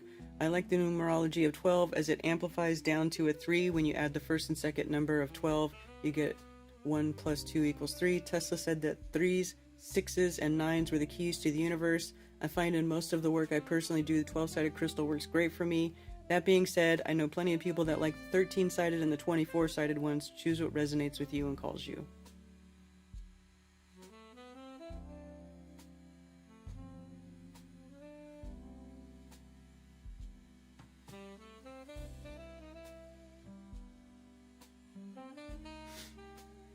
So anyway,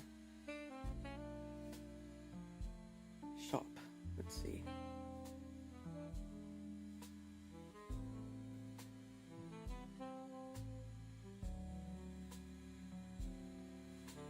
Ooh, look at that. That's pretty. That 9-sided smoky quartz. Oh, I would like that one. I like smoky quartz. That's my jam.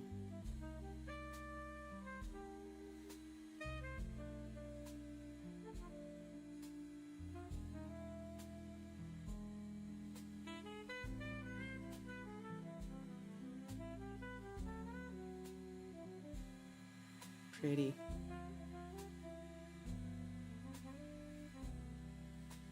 Guess that's their case.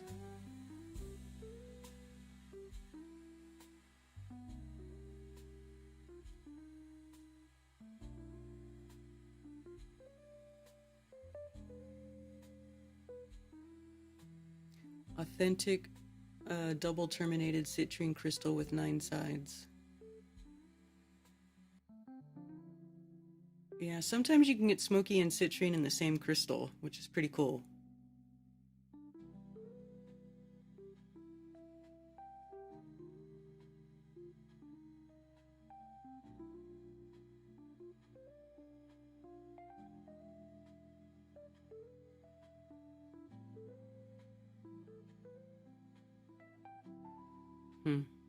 Interesting. 420. Woo! That's a lot of money for a crystal. Just gonna close that window now.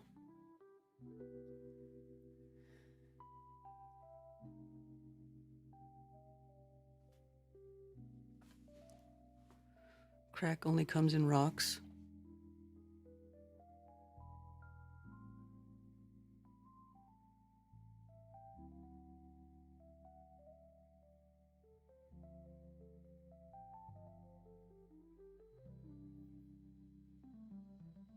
Hunter Biden loves rocks. Oh my god. You're recording with Crow in 2 weeks? Cool.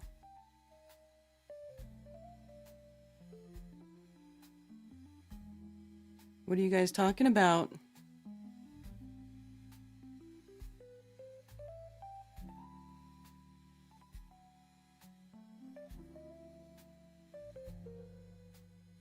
There are white rocks that will boil and dissolve things in water.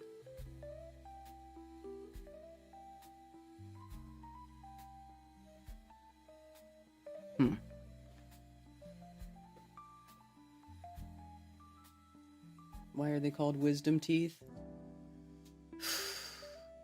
Because they come in when you're older, I guess. They come in quite a few years after you lose your milk teeth, right around when you're 7, 8 years old, and all the teeth start falling out of your head, and then your adult teeth come in. I guess that's why they're called wisdom teeth. Should we ask the interwebs?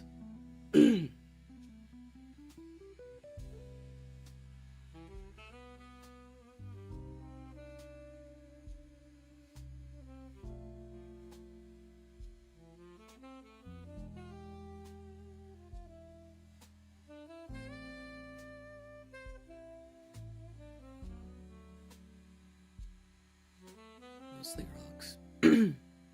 That's cool.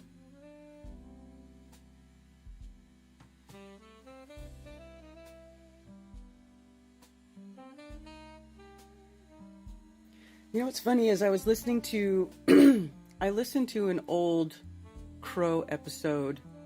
It was like an old episode. It was like less than 100. I can't remember which one it was. But Crow was bringing up that that the minerals and the rocks are the first life forms on Earth. I wish I could remember what that was I was listening to. Which one? But anyways, it was a good episode. Definitely ask the interwebs.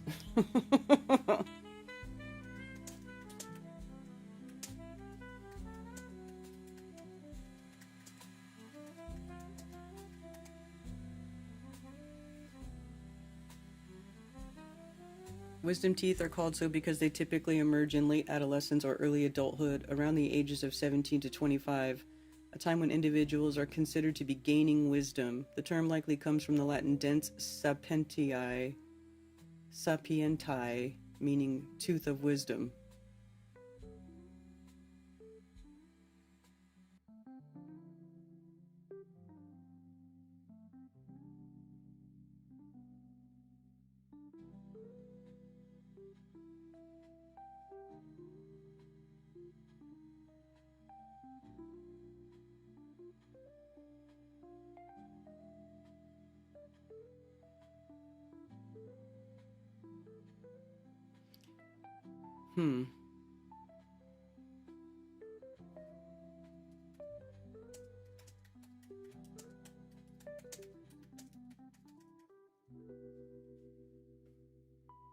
Why do you get your wisdom teeth pulled? Wisdom teeth are often removed because they can become impacted, meaning they don't have enough space to grow properly, which can lead to pain, infection, or damage to nearby teeth. Even if they aren't currently causing problems, dentists may recommend removal to prevent future complications, or maybe to cause future complications.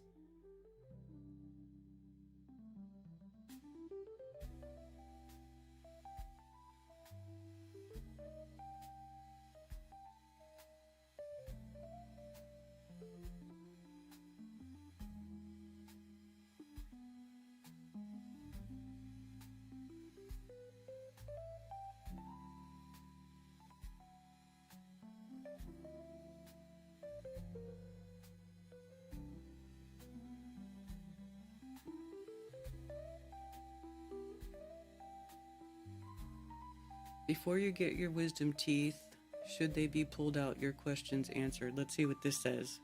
When I was younger, I remember my wisdom teeth giving me a bit of grief when they started to emerge. Eventually, the pain went away by itself, but for others, it's not that straightforward.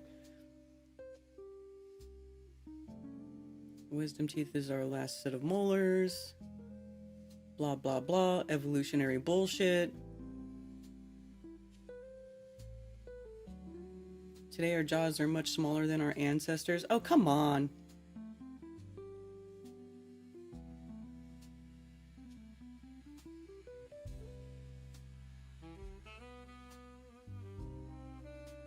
Despite popular belief, there's no evidence that impacted wisdom teeth push other teeth out of alignment. On average, 25% people around the world have impacted wisdom teeth.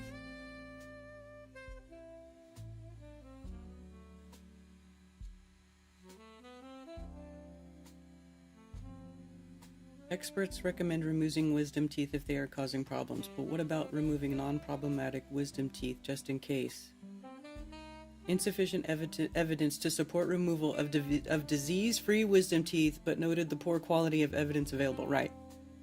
There is no reliable research that prophylactic removal of impacted wisdom teeth help people. No, I think it causes more problems. Oh, gross.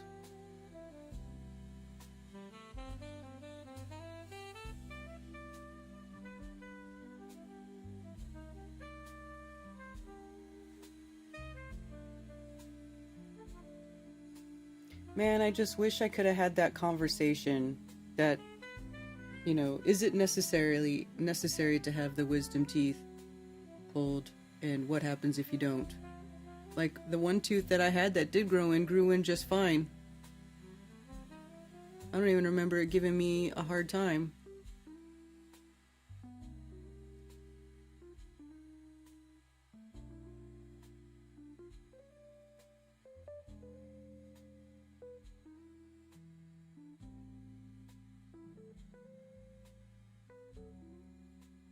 Where's Tony Coriolis? He's quiet today. Hope you're doing okay, Tony.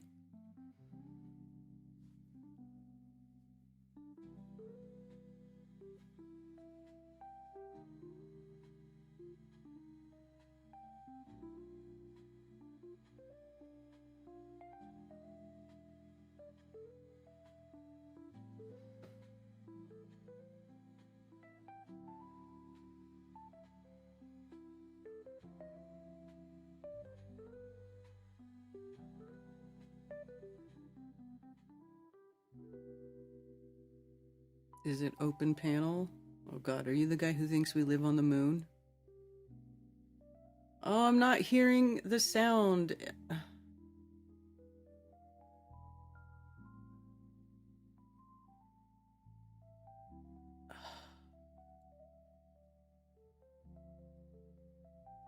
God dang it. I have to fix my window. I hate that. I hate Google Voice. Sucks. It's like, it works for a while and then it decides it doesn't want to work randomly, and then I just have to close the window and reopen it, and then it works. Here, I'm gonna call you back.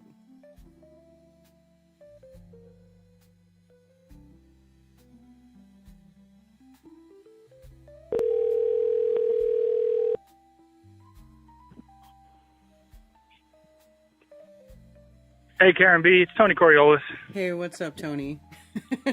Back-to-back calls from Karen. I'm honored.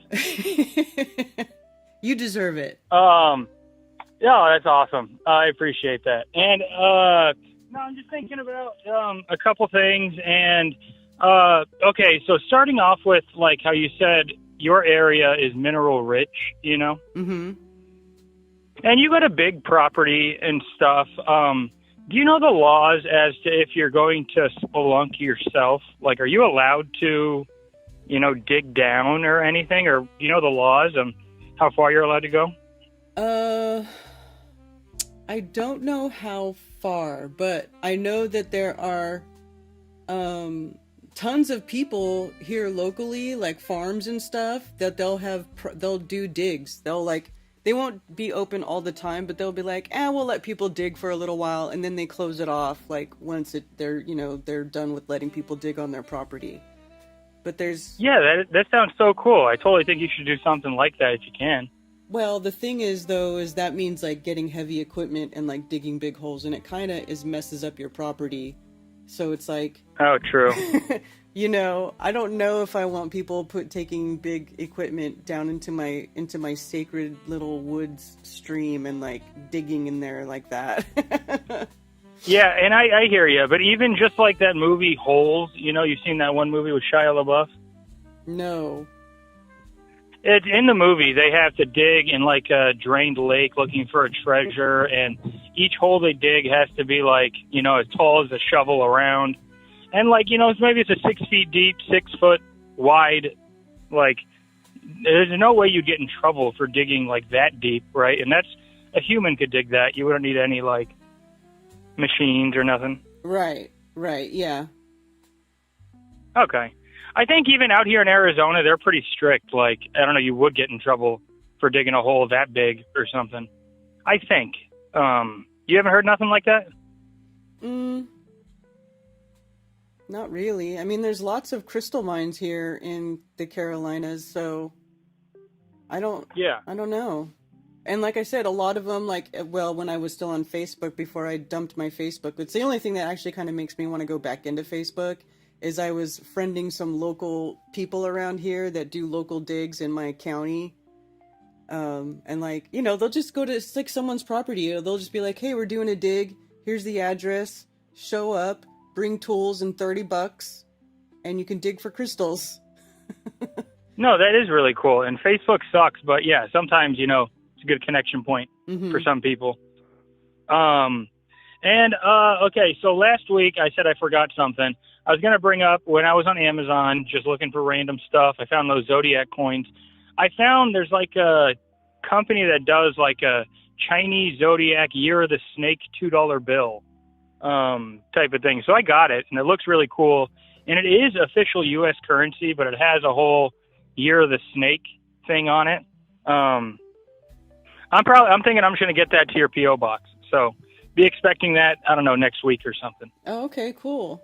Awesome. Thank you. Gotcha. And then I actually did randomly, I didn't even tell you. I put it as a comment last week because I also forgot to tell you this. But I got like a random oracle deck. It's like a moon oracle deck. And then I bought it to your P.O. box. It was supposed to get there like 3 Mondays ago. I don't know how often you check it or anything. Oh, I'll have to go check. Because sometimes all good. If people, I won't go for a couple of weeks if nobody says they're sending anything. So yeah, I'll go check. I'll have to go check. Yeah, I got you. I totally didn't unannounce send. But then after I sent it, I was like, oh, dang, there's a couple of other moon ones. Maybe I got not the best. So let me know if it's not the best one. You'll have another one coming your way. I'm sure it's going to be great. Totally. And, okay, and then lastly, I was kind of thinking about the whole Shilajit that I was talking about last week or the week before. So is it a rock that produces Shilajit? Or, like, is it a certain type of crystal or rock that produces that? Or, I mean, would there have to be some sort of rocks that are only found in, like, low areas? Maybe if you took a huge, I mean, it's crazy to think about. Say you take a huge chunk of a rock and you take it up there. I mean, you get Shilajit off of it? Or how is it sourced? I'm just still thinking about Shilajit. Yeah, it's actually organic matter. Okay, it says, organic mineral product of predominantly biological origin formed at high altitudes of stony mountains in sheltered crevices and caves, a blackish brown powder or an exudate emerging between high mountain rocks often found in the Altai Mountains, the Caucasus Mountains, Himalayas, Karakoram, and Pamir Mountains in country-wise Afghanistan, Bhutan, Georgia, India, blah, blah, blah, blah, blah. So basically, it's just this organic matter. Doesn't say U.S. in that right there. Yeah, although I have heard that they get Shilajit from the Rockies. I remember you saying that. So, but I don't know. And then they have to refine it and stuff and clean it all out. But essentially, yeah, it's like a super mineral-rich kind of organic material. Yeah, so it doesn't even like really come from a rock. It's like what a rock would be made of or something. Yeah, kind of. Or like it just collects on the rocks because it's of biological origin. So it's what is it from originally? I'm not entirely sure. Yeah, it said like biological materials or something. So maybe just, I don't know. I still find it very interesting. And even today I forgot to take it, but I will take it later since I called in about it here now. It says, it is believed that it is formed as a result of the decomposition of oil rocks by microorganisms. So is it the actual fossil fuel? It kind of sounds like that right there. It does sound kind of like it. Yeah, like a high mountain version of it, but it's just so weird. It is weird. I actually it being high up is weird to me too. Mineral the tar. whole thing's a little trippy. It's like a mineral tar. Yeah. Huh. Okay, and then I was thinking something else. In regard to like the zodiac and everything, do any like astrologers actually look at like, I mean, I guess they would know at night through the moon, but it's not like they're looking at the sun ever knowing what sign it's in, right? Mm-hmm.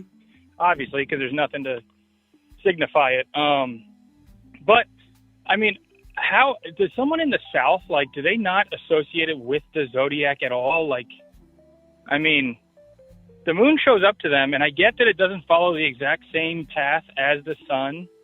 Because even how we talked about in the almanac, it said that, like, the different constellations that the moon could appear in.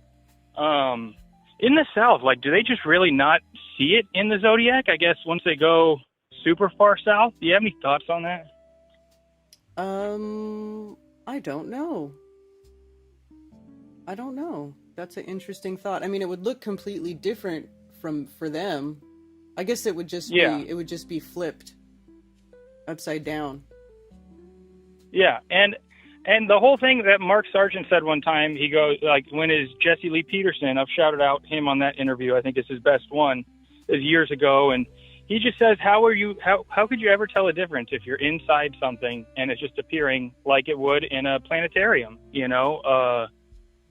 I just still wonder about all this stuff, and I just wonder how it would look. Like, are the southern people not observing the zodiac at all? Because it does kind of sit equator, and then I even got like a star chart thing, and it shows like I will call back in another time with like the zodiac kind of goes up above the equator, then back down below a little bit. You know what I'm talking about there? How it's like not like the zodiac's right on the equator. Mm-hmm. Yeah, I found that interesting. And, you know, I feel like you kind of never really notice anything until you just start, I don't know, looking at it. And no one knows too much. And I'm learning. You know, we're all learning. Mm-hmm. But, okay, one thing that I did learn about dentistry, I think the last time I went was when I was 26. I was going to be dropped off my parents' health insurance. I think that's the age, right? Yeah, 24, I thought was for when I was that age. 24. Yeah, it's something like that. But they said, like, oh, just go get your teeth cleaned while you still got us, even though I have my city job, so I get it for free through there. And I did it, and they did a thing where they grinded my teeth. I think that's the dentistry term for it. Have you heard of that before? Ever had that done? No. So, okay, even when that guy was saying how teeth are kind of like crystals, it was bringing me back to flashbacks of that. And they, like, strap you down in the chair, and they honestly just, like, grind the front of your teeth to expose, like, the further back. Like, and then my teeth were the most sensitive they've ever been my entire life after that. And I just knew it was stupid. I knew it was not necessary. But I had the thing done because insurance, you know, they're about to run out. You good old insurance. So right. I just knew that was stupid, and I haven't gone back since. Yeah. It's like an insurance scam. It's like half the crap they do is just so they can charge your insurance, but it's not necessary. Totally. And even like talking like I guess just talking loosely, how that guy was referring to how teeth are crystal-like, just structurally on a crystal. Are you supposed to like shave down a crystal, like take a belt sander to a crystal? Like structurally, that's not good for the crystal. Am I right? Well, it depends how far you go with it. Like so a lot of crystals, like they get polished. You know, you can polish a crystal, or like if you have a crystal. Yeah, and it does kind of do that same thing. Yeah, so it sounds like they're just taking off a layer to like polish your teeth. I don't know. If they would have called it a teeth polish, I would have been more okay with it. But I think it was grinding is what they did, and it pissed me off. And I do chewing tobacco, so my teeth were really sensitive after that. And yeah, everyone watch out for that. Don't let them grind your teeth. I think it's not smart. Were your teeth okay after that, though? Did the sensitivity go away, or? Yeah. Totally recovered, and I just know I ain't going back to the dentist to get, less strong teeth going to the dentist, as weird as that sounds. Yeah. Ugh, God, it's wild. I know. This world. But yeah, I'm just here. I'm trimming up plants and poking myself all the time. And Karen, thank you for taking my call, and be looking forward to that. I actually got the $2 bill, the money one, and it comes with like this little red envelope thing that says like lucky money. And I just figured, like, if you open the P.O. box, you'd be like, dang, Tony sent me like $1,000, or because it's a little thick, and you'd open it up and just be like a $2 bill. So I'll send you that, and you already know it's going to be a $2 bill. So it's not going to look like I'm sending you like $1,000 or something, Oh, that's but hilarious. You'll see. All right. Yeah. Thanks, Tony. All right. Peace out, Karen B. Thank you. Later.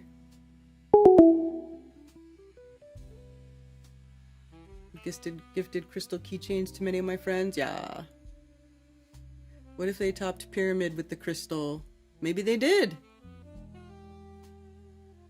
Maybe they did.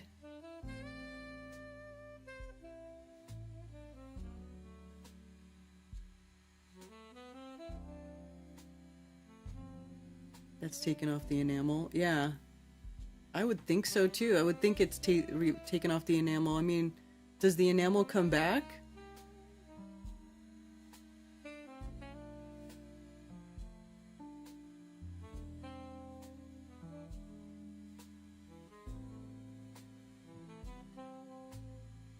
Pack up and go home. Karen said the earth is flat, case closed. I'm pretty sure all these people came to that conclusion of their own accord. They're just hanging out because for other reasons.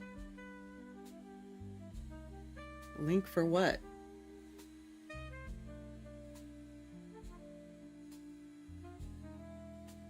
Does everybody want to hear from this KJV guy about how we live on the moon?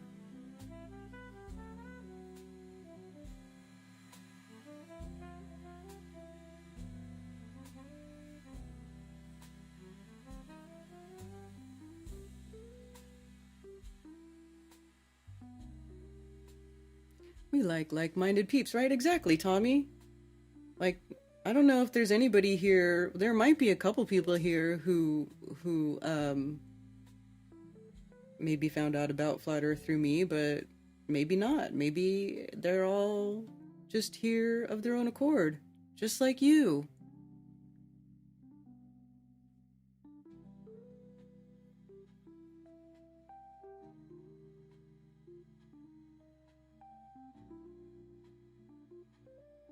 My crystals speak up. I know, sometimes they do tell you. You're like, oh, that crystal wants to go with this person. I like crackheads in the morning, let them in.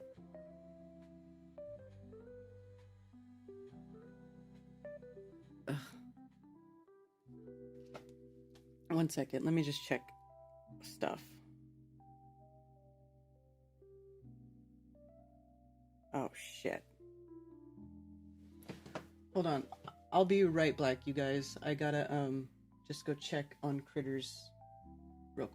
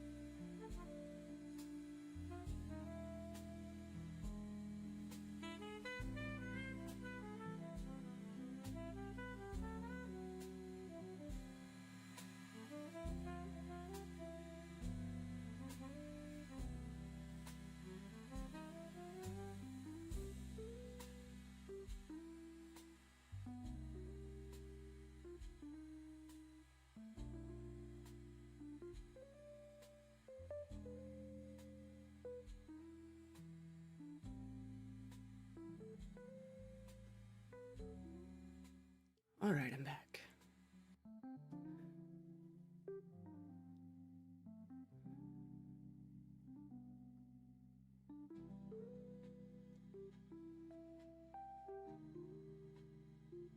I brought my little friend if you guys want to say hi to my little friend. I wanted to show you my kitty, my new little kitty.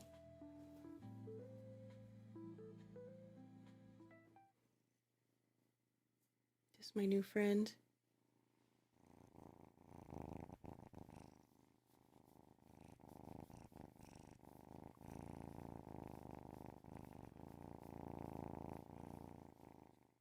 My new little ASMR kitty friend.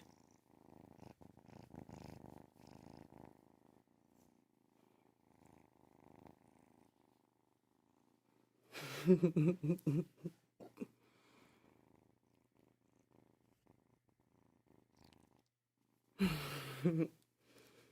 at her. She's a little kitty that just came out of the woods too.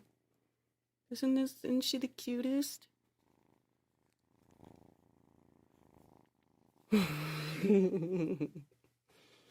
Anyway, I'm gonna let her hang out with me for the rest of the show. Nano Tiger. She's so cute.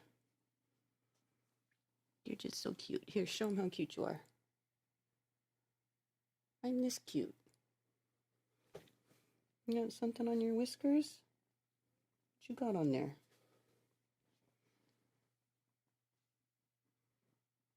Alright, I'm done making you look at my cat. But she's so cute! She's so cute. I love her. Oh, get off the keyboard, silly.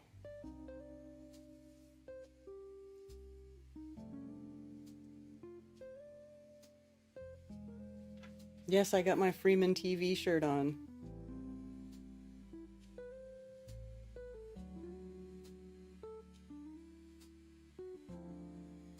Yeah, she's got a loud purr. Isn't that awesome? When I first made friends with her, like, it turned on like a switch. I started petting her and she was like, I was like, oh, you're so cute.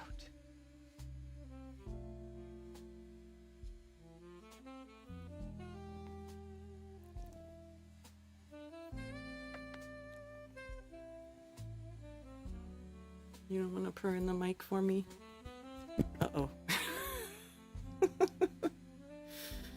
She's like, no.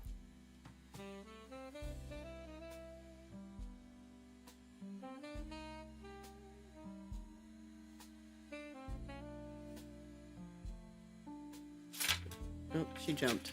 All right.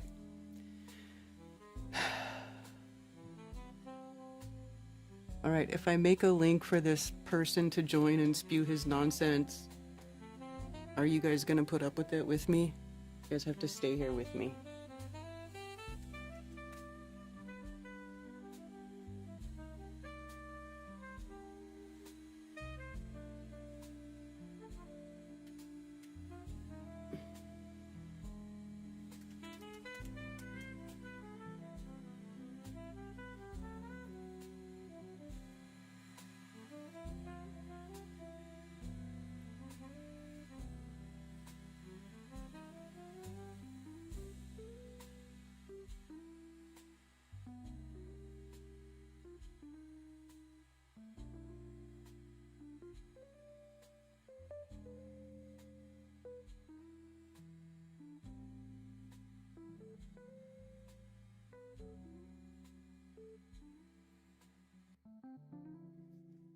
Yes, but not quietly and probably not politely. That's hilarious.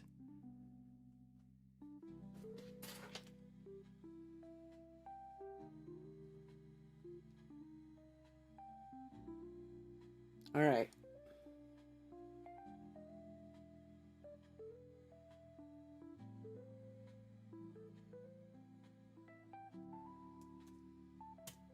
There you go.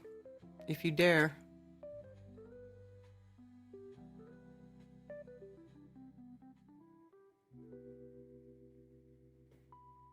The lemon Vuitton again.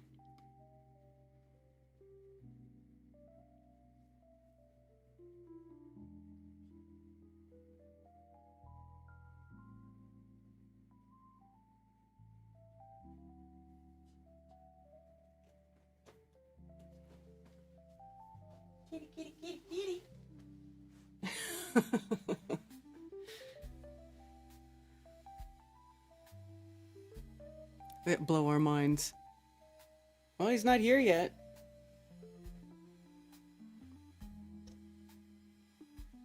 And then, after this, never ever bother me ever again.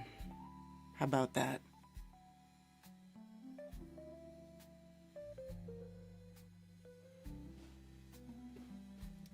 Come here, Foxy Kitty. Let me know if you guys ever see him show up.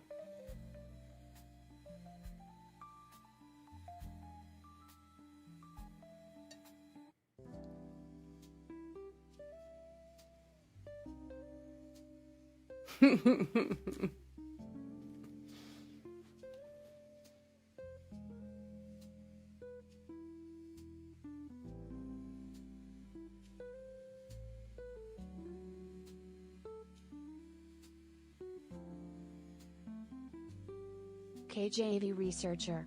Join. Oh boy. I think I have to add myself too.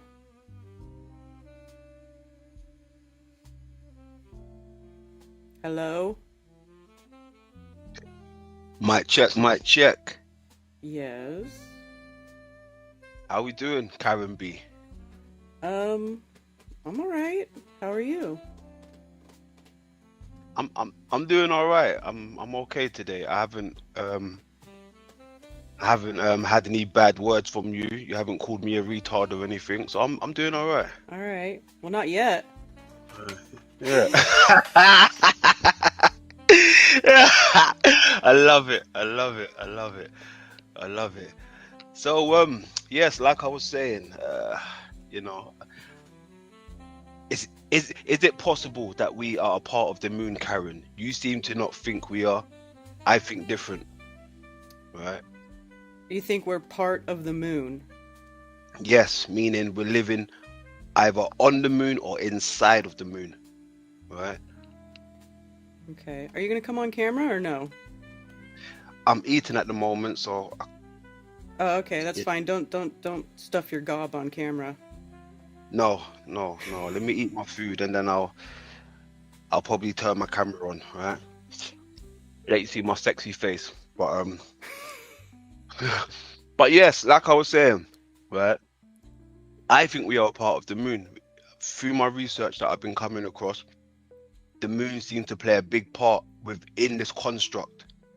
Right? Now, I think we're a part of a system that is a concave system, a hollow earth system, right? Wait. And why concave? Concave and hollow? Are you like cell Earth, like we live inside the Earth? Correct. Okay. Correct. Why do you think that? Why do I think that?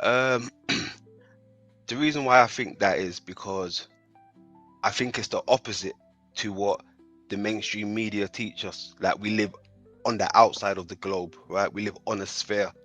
I think everything they teach us is the opposite, right? So therefore, I think we live inside of the sphere, right?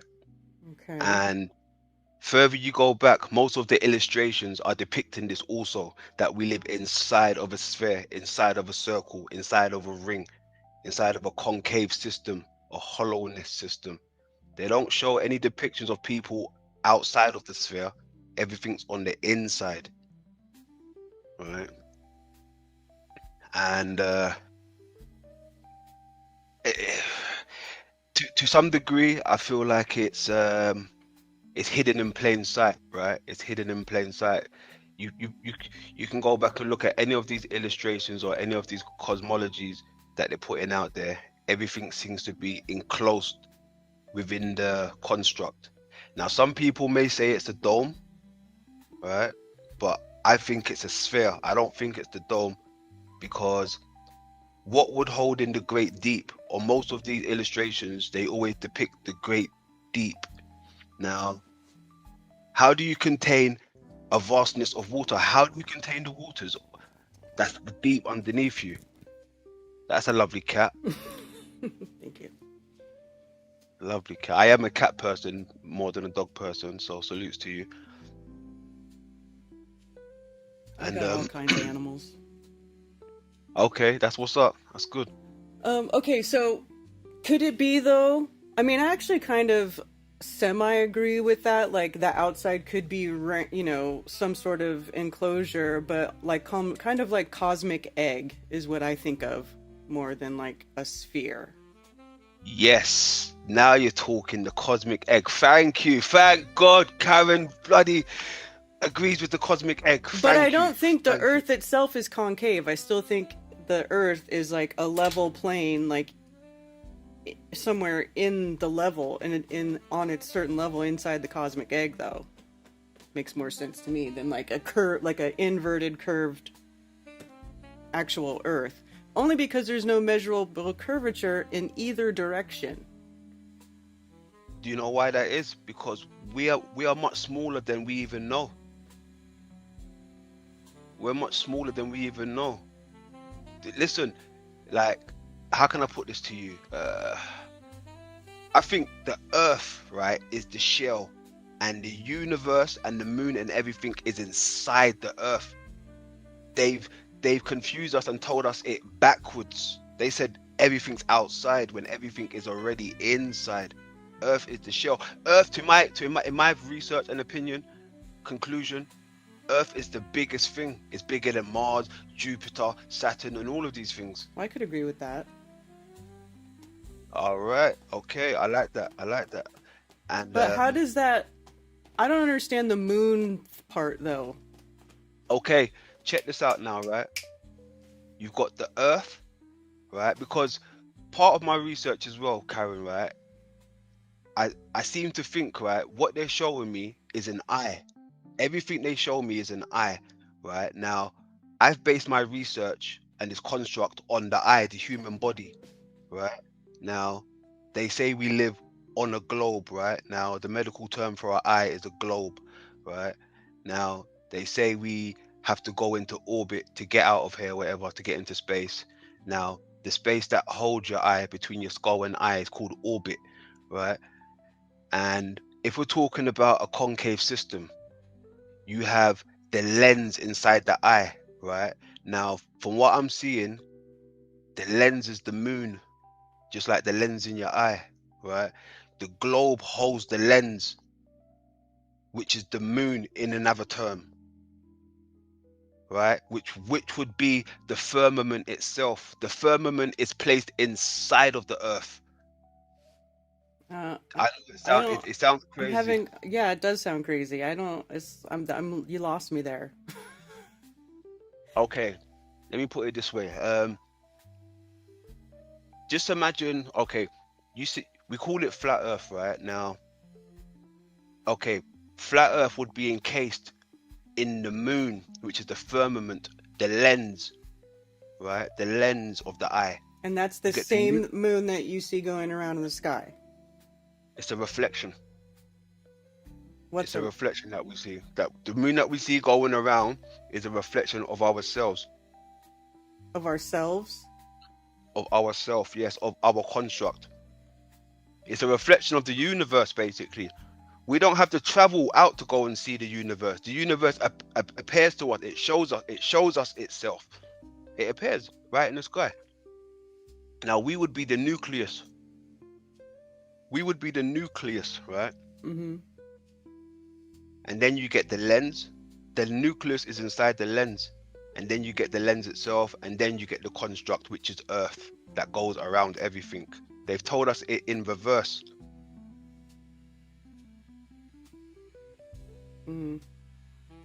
Yeah, I don't know. I don't know if I can agree with all that. The Earth is the ground that we walk on. No, that's land. That's not Earth. That's land. That's what Earth means. Land. Dirt. Well, exactly. So, therefore, right, how is it possible, right, that we have... Cause look, you've even said this, right, and I said it to you before. We live on Earth. We live on Earth. Now, this is the same people who gave us the model, right, the globe.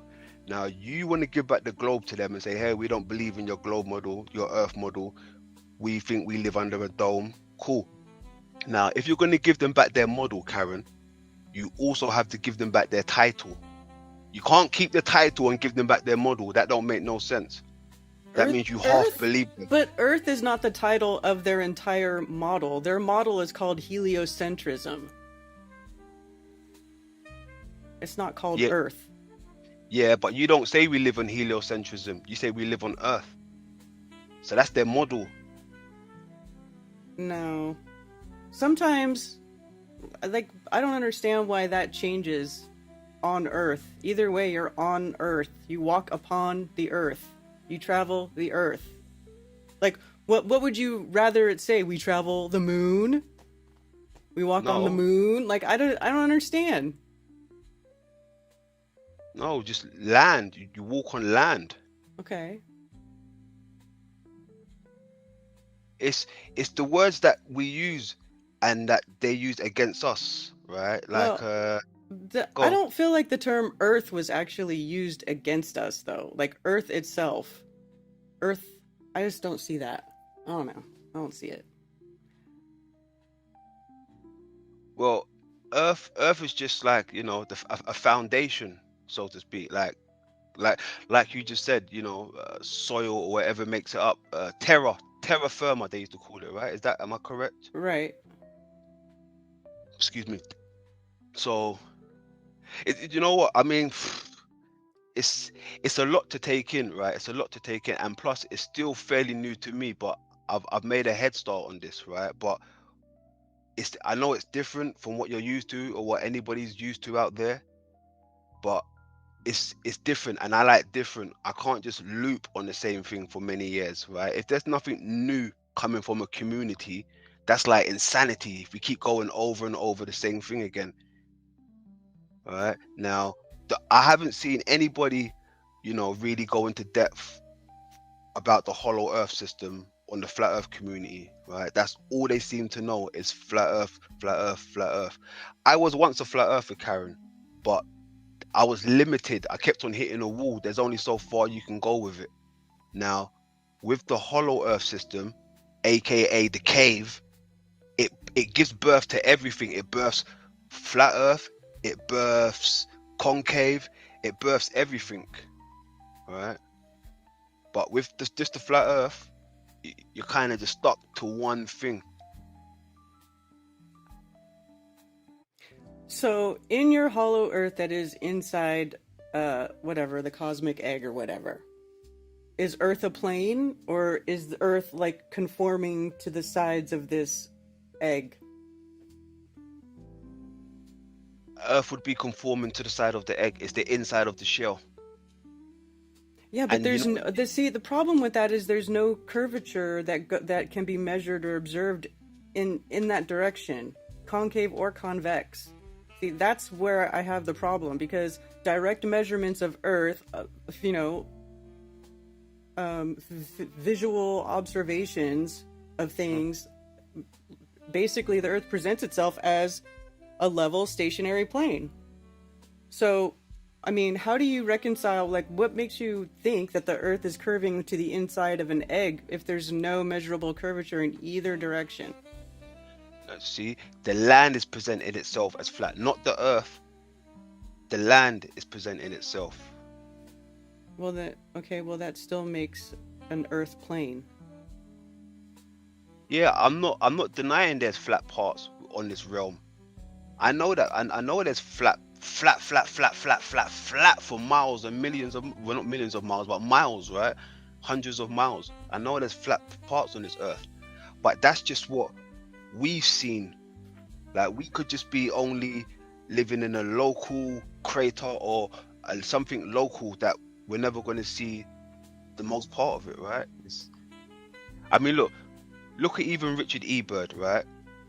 Flat earthers like to bring him up, right, to prove a point, but then they stop at a certain point, right, when he starts going into more or less the hollow Earth part of it. Wait, who? Richard E. Byrd. Have you heard of Richard E. Byrd? No, I don't know who that is. Admiral Richard E. Byrd. You never heard of him? Oh, Admiral Byrd. Okay. Richard E. Byrd. Okay, your accent with a different emphasis. I didn't know who you were talking about. Oh. Yeah, okay, I got it. Admiral Byrd. Okay. Even he talks about living inside of the earth, right? Well, yeah, he Now, talks about Hollow Earth. Well, the other thing too about Admiral Byrd is he was military. yeah. So I don't know if he can. I know a lot of people use him as an example of something, but he was also military. So I don't know if what he said can be trusted. Who knows? Well, but this is the thing. I mean, it's not only him that said this, right? You've got people like Edmund Halley. You've got a few more admirals that actually said this. A hollow Earth system. Well, I They have. mean, flat Earth and hollow Earth are not mutually exclusive. I mean, we know that there's stuff the Earth goes down. We don't even know how far down. So, I mean, there could be something going on inside the Earth too. Sure. Yeah, Why not? I agree. I agree with that. But this is the point, Karen. Flat Earthers don't mention that. They just stick to flat Earth, and I think that's the problem. Well, why I is think that that's the well, problem. probably because they stick to what can observably be proven. Nobody really knows what's under the earth. I mean, we could talk about it. I know people that talk about it, but probably people don't talk about it for the most part because it's unknown. And nobody's been further than 8 miles down. And even when they went 8 miles down, they were trying to go deeper, and it wasn't for lack of trying. Like, years they kept trying to dig deeper than that, and they couldn't. So nobody really knows what's going on down there. Well, I mean, how would we ever look at find out? all these bunkers that they're building, right? There's people that come out and said they're actually drilling, like even Elon Musk and these people. They've actually drilled so far down into the earth that there's cavities, and they're setting up shop down there. Have you seen what's down there? Like, these people are making like civilizations down there. Mm-hmm. Yeah. You know, I think, like I said, how can I put it to you? Flat Earth and Hollow Earth, they're probably one in the same, right? But I don't think people really understand the ins and outs of Hollow Earth, especially when it comes to the moon theory as well, right? But of lately, what I've been coming across and what I've been seeing is scientists and researchers also, they're starting to come out and say the galaxy or the universe is a concave construct. This is what they're saying. It's a hollow construct now. Wait, who said this? Scientists and leading professionals in these things. I've just dropped the final experiment part 3 in that, right? It goes into a bit more depth, like, because since this final experiment bullshit's came out, I've done my own final experiment, right? And I'm up to part 3 now. So I've dropped some information in that, and they talk about a hollow, a concave, how would you call it? A concave system, like a. Oh, hold on 1 second. My phone's just going off. Didn't put that on mute. Yeah, they speak about the universe. It lies in a concave system, right? This is what they're starting to come out and say. It's just there. Like I said, we have to go against everything they say. If they say we live on a ball, we say no, we live inside a ball. Right? It's simple as that. And inside the ball is land. Well, flat could be the opposite of curved, so it could also be that way too. Doesn't have to be inside or outside. Flat could be the opposite of curve. Yeah, well, it's all about perspective, really. It's about how you look at it, right? Because look, I heard Bro Sanchez and that Will Duffy guy having a debate about the rings of the earth, sphere or circle and all of these things, right? But it's all about perspective. It's all about how you're looking at these things. And from a circle, you can get a ring. You can get from a sphere, you can get a ring. You can get a circle. It's all about how you're looking at these things. From a square, you can get a circle? No, from a sphere. Oh, sphere? Yes. Okay. Right? It's all about perspective, how you're looking at things. And I think this is where the waters may be muddy, where people may get confused. You know, people go to the Bible and say he sat upon, what is it, the circle of the earth, and then people are like, but how do you sit on a circle? But it's all about perspective, how you're looking at it. If you're looking at a sphere from a bird's eye view, it's going to present itself as a circle. You understand? So it's all about perspective, really, and that's what I'm trying to drive home with people. You know, we got to start looking at things from a different perspective. The further you go back, they're showing us how we lived inside of the construct, not outside of the construct. It's only till NASA and these people came around, they started saying, hey, we live outside of the construct.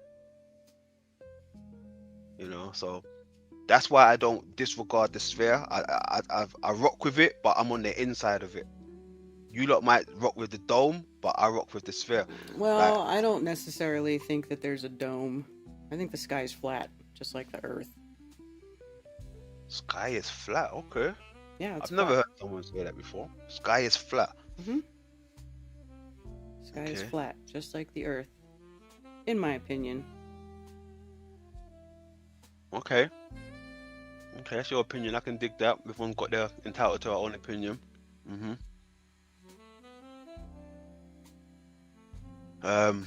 What else? There's something else I wanted to say to you. So yes, with the moon now, like I said, I really don't understand the moon part. Like, I just don't get that part. Like, the moon is part of the system. It's part of our universe, our little enclosed system. But I don't understand how.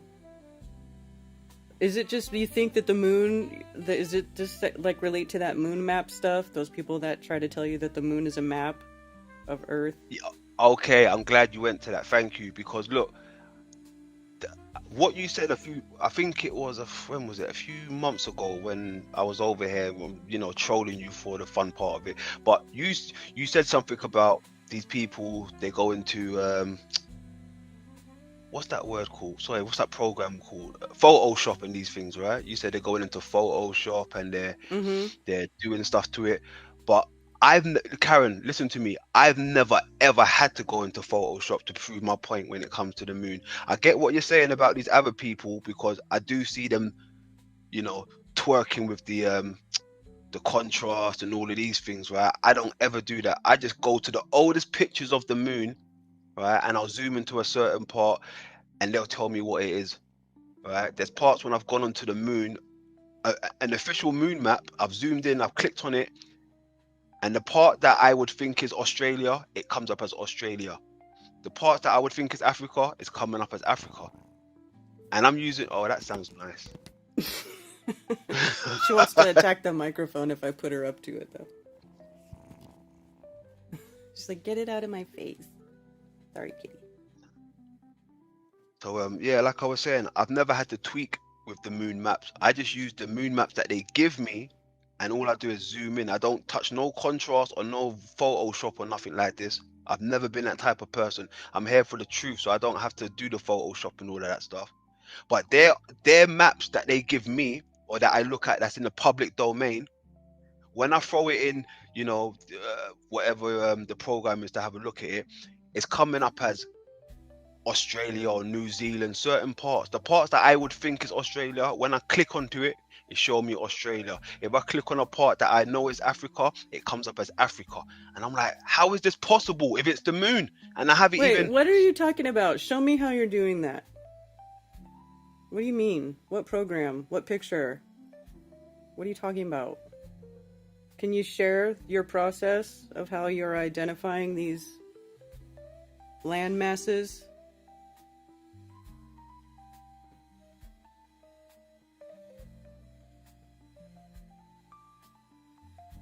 Yeah, no.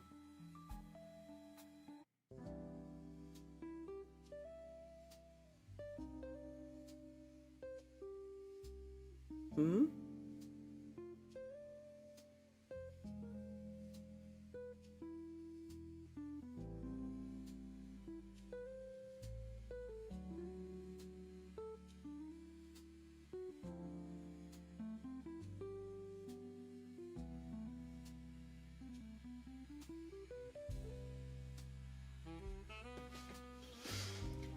Hello?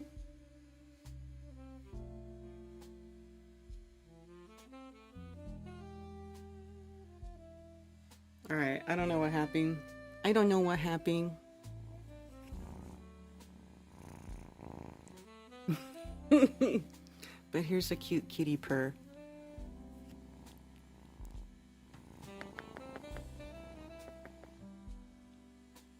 I don't know what happened.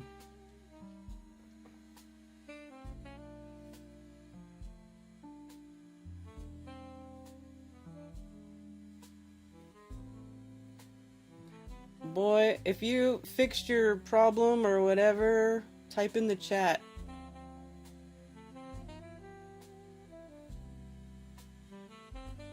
I don't know. I don't know what's going on. KJV researchers screen joined. Oh, okay. Is your audio working? Kitty, kitty.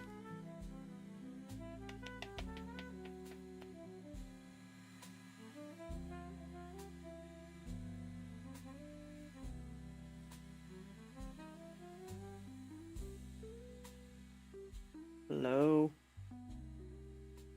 Alright, well, I guess he's having technical problems.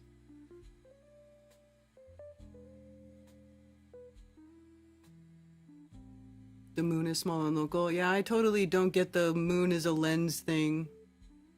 I don't get it. I don't know, dude. I don't know. Rejoin, I guess. I don't know. Burn the microphone.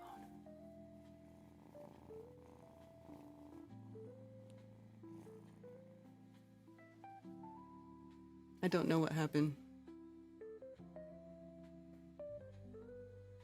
Did all that crack give him a seizure?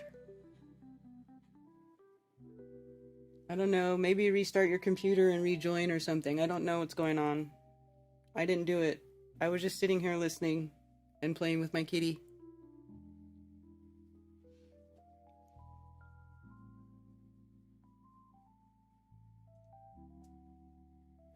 It's the same link. Wait, here. Let's see.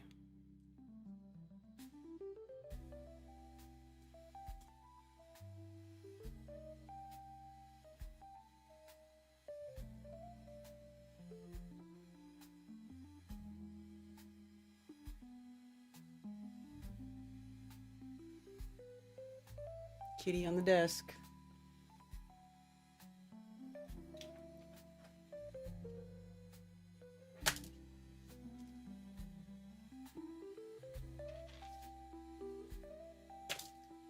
Hey, what are you doing, stinker?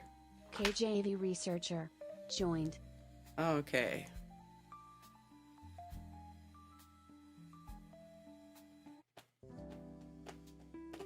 This cat is scratching stuff up. Stop! I need to get you a scratching post. Hello? KJV researchers screen joined.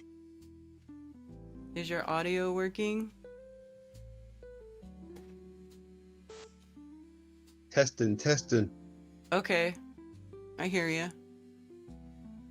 Oh, brilliant. I'm back. Okay, cool. Nice. Yes, is my screen sharing at all? Yes. Cool. So you can see the screen? Mm-hmm. I'm gonna make Alright, it cool. big for everybody else. Thank you, Karen. Alright. Take it away. Lovely. So, cool. As we can see, right, on the moon map, this is an official moon map, right? Well, I don't think you mean a map of the moon. It's in the public domain. This right here, yeah, a map of the moon, basically, a map of the moon. In better terms, right? A map of the moon, right? This is what we see when we look at the moon, right? Wait, this looks weird. What? I don't recognize that as a... What is this? Look, a basic moon map to pick out some prominent lunar features. It's a basic moon map. Okay. Yeah. Okay. So this is what, now through my research, what I've been looking at, right? Over here, Mare Crisium, right, is Australia. Just over here. Now, as you can see, I've zoomed in over here, right, just to show you what I've been looking at. Mare Crisium over here, right? Wait. What are you referencing something I'm not seeing? Because your little hand is like off over on the side. Like there should be Here. some... Yeah, I don't see anything there. It's just black.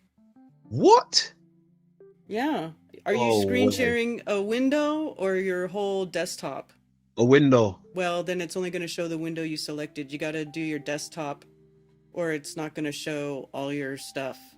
All right, cool. Oh, man. All right, let me come out of this then. That's a damn shame.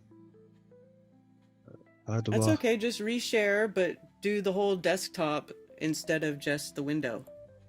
You know what I'm saying? Okay.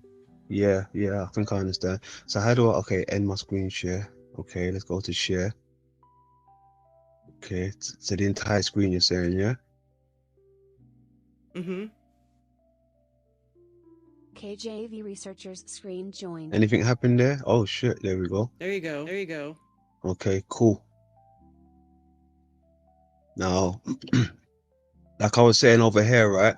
Can you see now, Karen, or is it still doing the same thing? No, I can see. Why am I getting echo now? Oh shit, is it echoing up? I'll try and be quick because I don't want it to echo. But over here, this caught my attention over here, Mare Crisium, right here. Can you see that, Karen? Mm-hmm. Now, through my research, I've been saying, right, this is Australia. I said, this is Australia right here. For what I've been looking at in my research, it's Australia. Now, if this is the moon, right, they should only show me things to do with the moon. Nothing else, because this is the moon I'm looking at. They shouldn't show me anything else other than the moon. Would you agree? Well, not necessarily. Oh, okay. Not necessarily. All right, I'll give you that. You can have that one. But what's my attention now is Mare Crisium, right? It's got Australia over here, right? It's got Tasmania and all of these things over here, right? Now, even when we go over to... So you're saying that when you do an image search, yeah, there's an echo. I can hear myself and it's driving me insane. Sorry, probably me. Sorry about that. Shall I mute up? Would that make any... Okay. No, I can still hear myself. Why is it doing that? Echo cancellation is on. Check. This is not helping. I don't know what the deal is.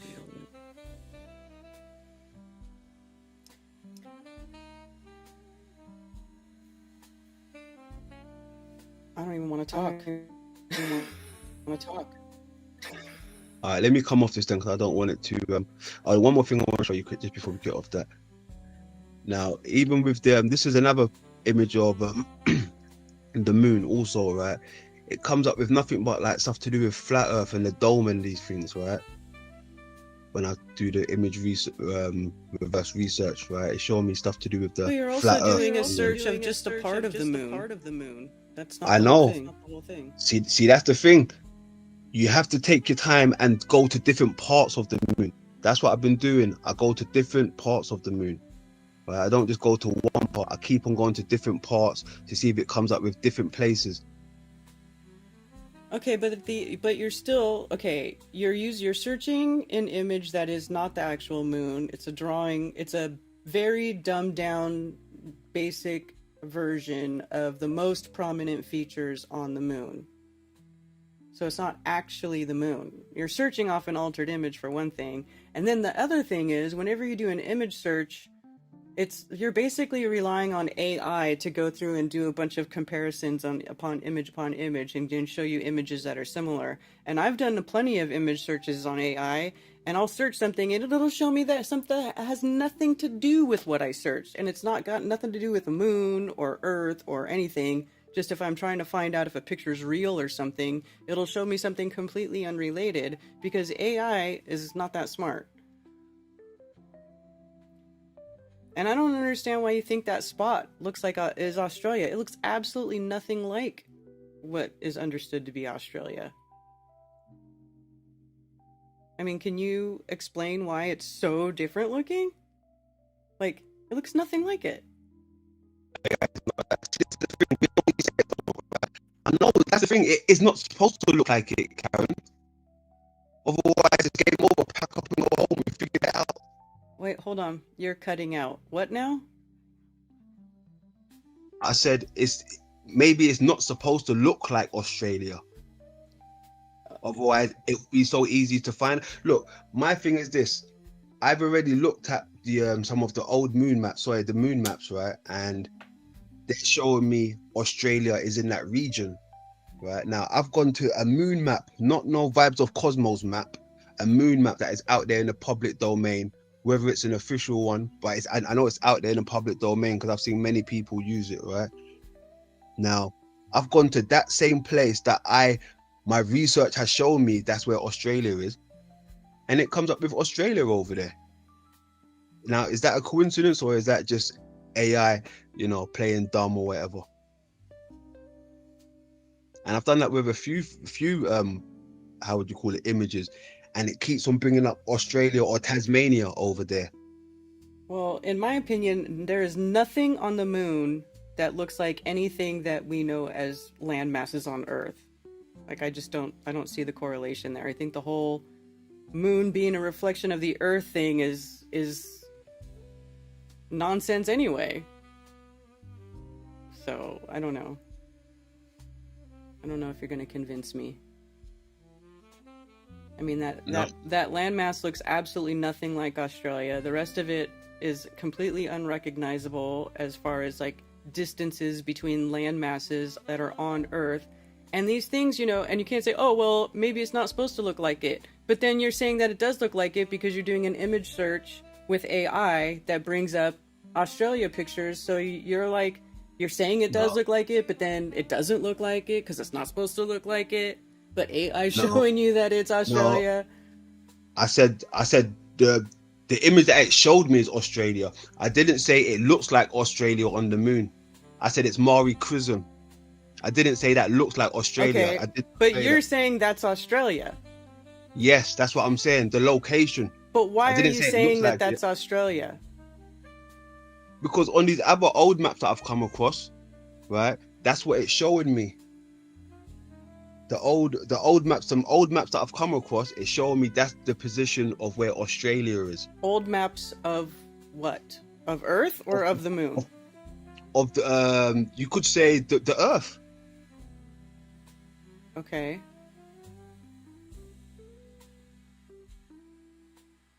I'm so confused. You know what? I was confused. I know many people are going to be confused. I know many people are going to be confused as well. I'm not even here to try and make any friends. I'm just out here showing people things they may have missed or things they may not understand. I understand it fully. I can show people, then I can show you better than I can tell you, basically. You understand? But it's not for everybody. It's not for everybody. Just like, flat earth isn't for everybody. Some people don't resonate with it, some people do. Some people resonate with the moon stuff that I bring to them, some people don't. So it's just one of those things. It's just something that we can either ignore it or look in depth a bit more. But I've been down the avenues of the flat earth, and like I said, I'm not against flat earth, but I know there's more. Flat earth isn't the bigger picture. It's just another stepping stone. People stop on flat earth and they're like, that's it, flat earth, pack up, go home, we figured it out. They don't choose to, look any further.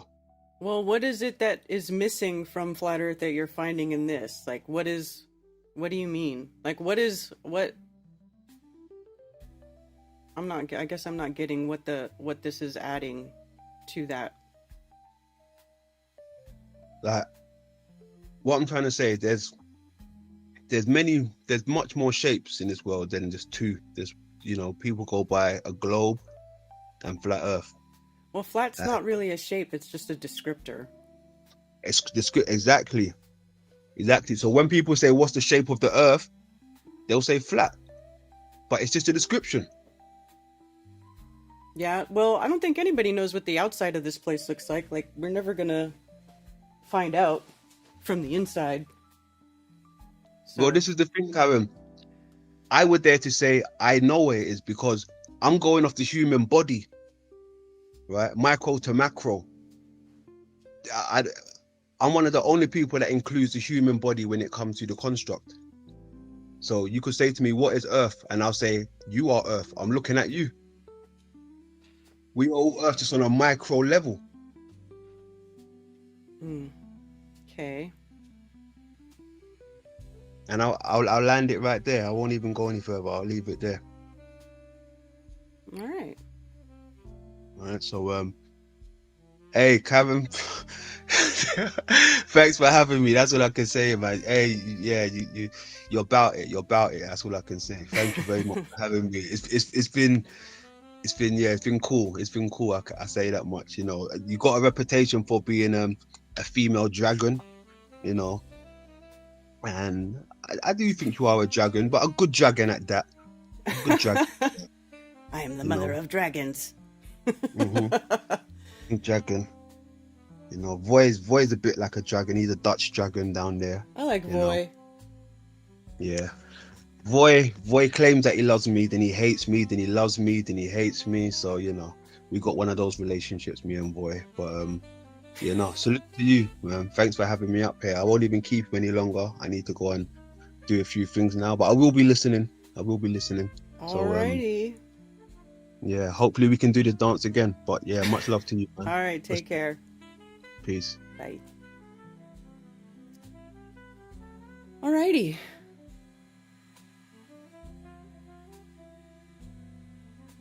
So, actually kind of agreed with some of the stuff he said, except to the moon part. That part doesn't really resonate with me, but whatever. Could you make a cat post easy, make it a stream like The Bench? Yeah, actually, Ted and I should probably maybe Ted and I can do a stream where we produce, let me change it. There we go. We could do a stream where we start crafting some cat stuff. Ted's already made a couple of scratching posts and towers.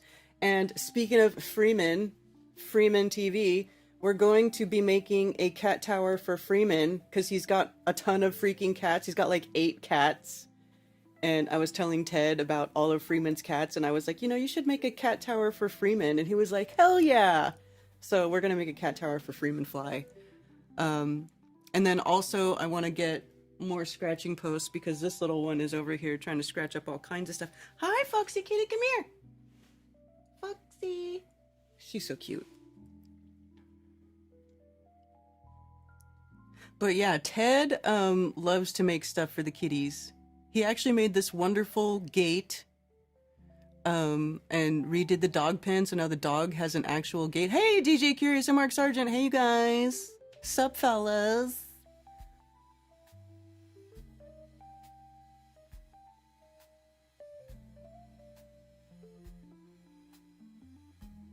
I think the moon is an X-ray of the Earth. See, but nothing... I think you really have to stretch it, though, to think that those things on the moon look like the Earth. And listen, people have been bringing this up for a long time, many years. I was not always against it. I was very intrigued by this idea, before. When I really looked into it, it just kind of fell apart for me. That's all I gotta say. The whole moon map, moon looking like Earth thing just kind of really fell apart for me. When I did that, it's like Coffee Talk number 87. It's like more than 100 Coffee Talks ago. I went over that, I found the high-res moon map, and I got my own moon picture, and we were comparing them, and I was like showing you all this stuff, and that just really, like, once I did that, all that stuff just fell apart for me. It became very just like, cool story, bro. Yeah, if you make cool enough graphics, you can kind of sort of see it, but it just didn't really hold enough weight for me to, you know, stay with that idea.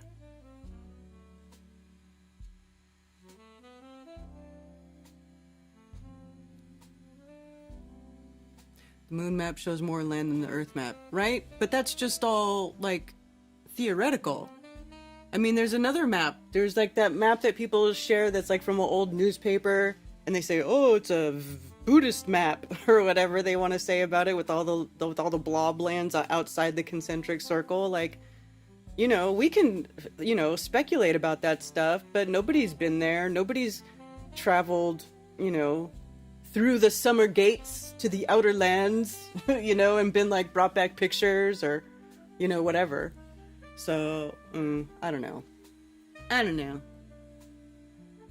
And yes, I'm going to be on Strange World with Mark Sargent and DJ tomorrow night. So that's cool. That's really cool.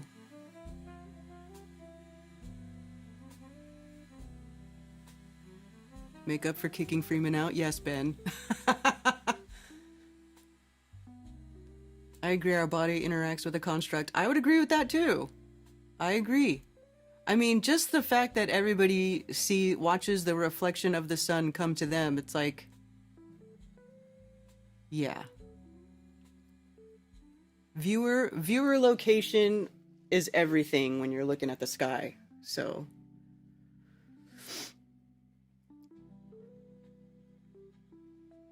your cats are pretty good at not scratching what they're not supposed to. Well, I haven't taken any time. Yeah, at least she's not eating any rocks. Oh my gosh, I have to show you guys the rock that my dog ate really quick before we end the stream. Oh, my camera got small.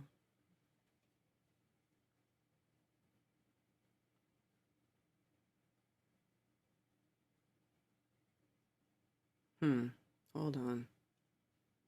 I don't know why this happened. Fit to screen. Okay, there we go. Look at my calcite tetrahedron. Those are my dog's teeth marks in the calcite. I left my crystal where she could get it, and I didn't realize it. And then I let her come up into my office, and first thing she did was like eat my calcite crystal. There's like a big chunk missing right here, right there. That wasn't there before. But it's still mostly intact. Mostly. It's got some scratches.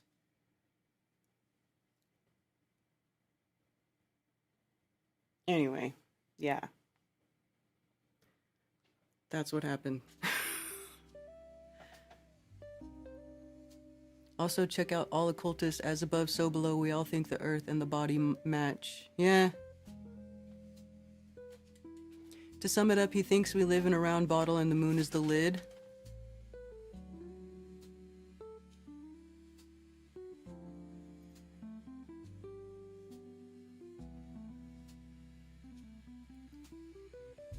I was there. Puppy teeth marks, yeah.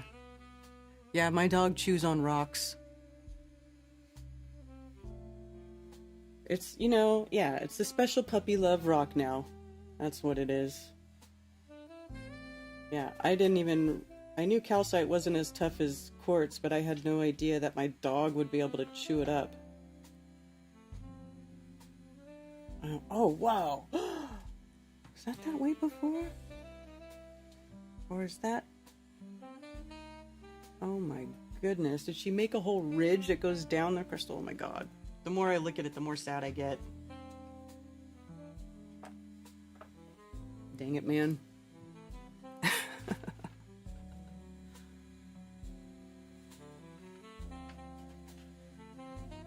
What are you doing, kitty cat? I can hear you.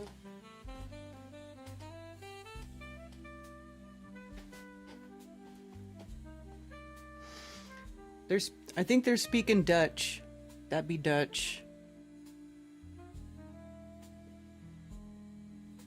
Dutch.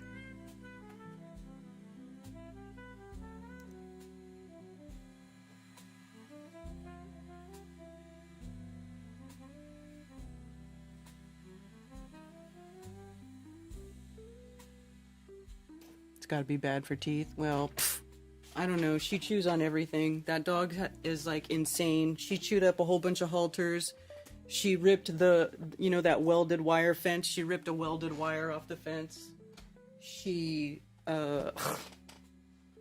insane. I thought pit bulls were massive chewers. This puppy is almost worse than the pit bull that I used to have. So anyway, I don't know what's up with that.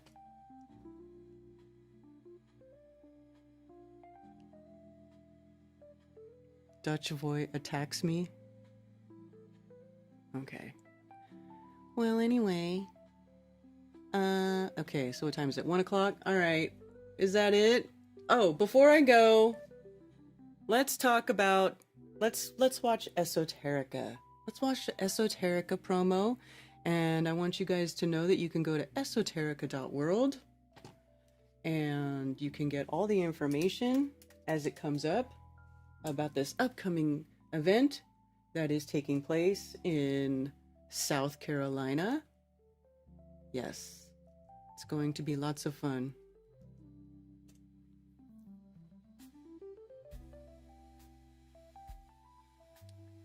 So if anybody is interested in joining us for Esoterica, it's going to be a blast. Gonna be a blast. Would love to see you all there, because it actually does make me very happy to see everybody get together and have wonderful time. It really does. So that's what we're gonna do.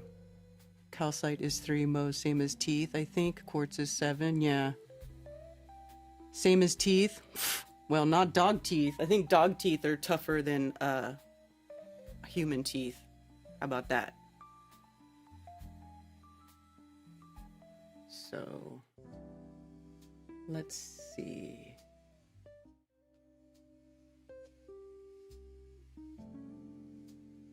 I'm gonna mute background music for this too.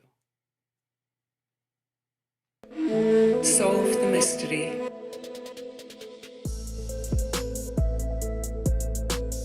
Esoterica. Music and Art Festival. Decode the mysteries of the occult. October 17th, 18th and 19th, 2025. Happening in Spartanburg, South Carolina at the Music Camp.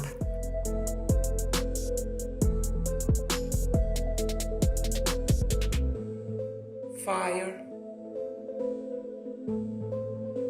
Water. Air. Earth.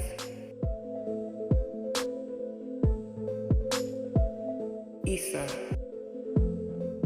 Featuring Austin Whitsitt of Whitsitt Gets It. Live music by Chief Crow. Mario Garza of Symbolic Studies. Artist Watson Atkinson.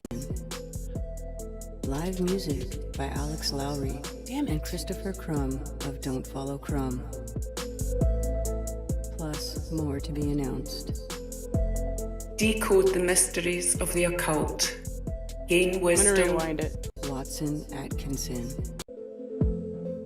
Featuring Austin Whitsitt of Whitsitt Gets It. Live music by Chief Crow.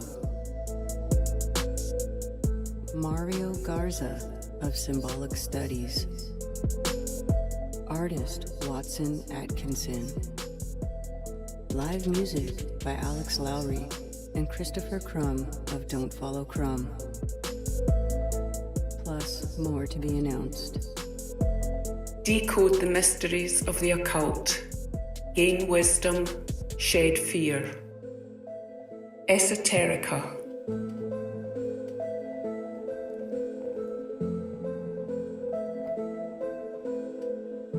Go to esoterica.world for tickets and for more information. Alright, sorry about that. But anyways, yeah, esoterica.com or esoterica.world.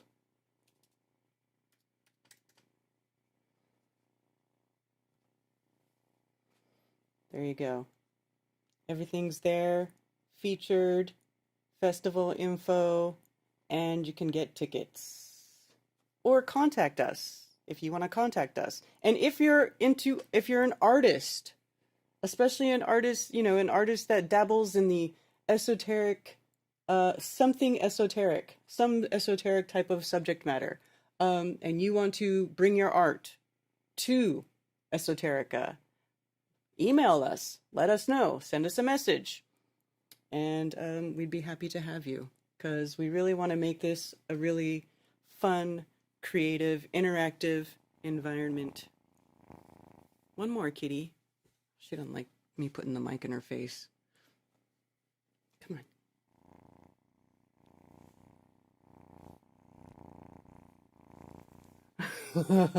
She's so cute. Oh my goodness. Oh my goodness.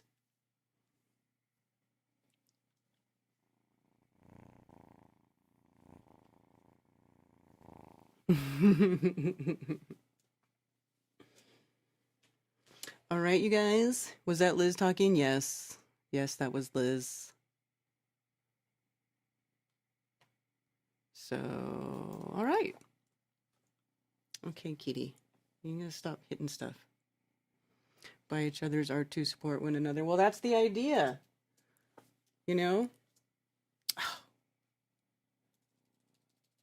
Kitty typing in the Kitty's typing on the typewriter. On the keyboard.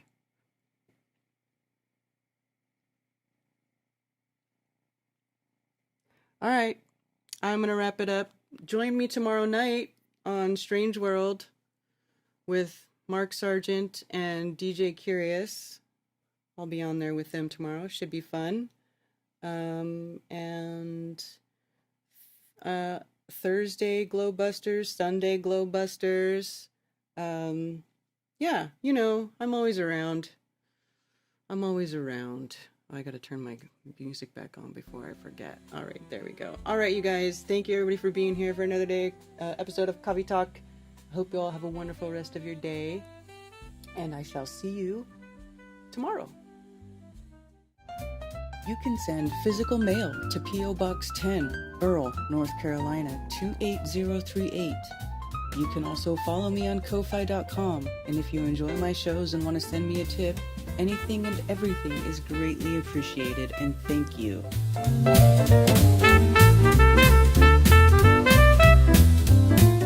And it's official.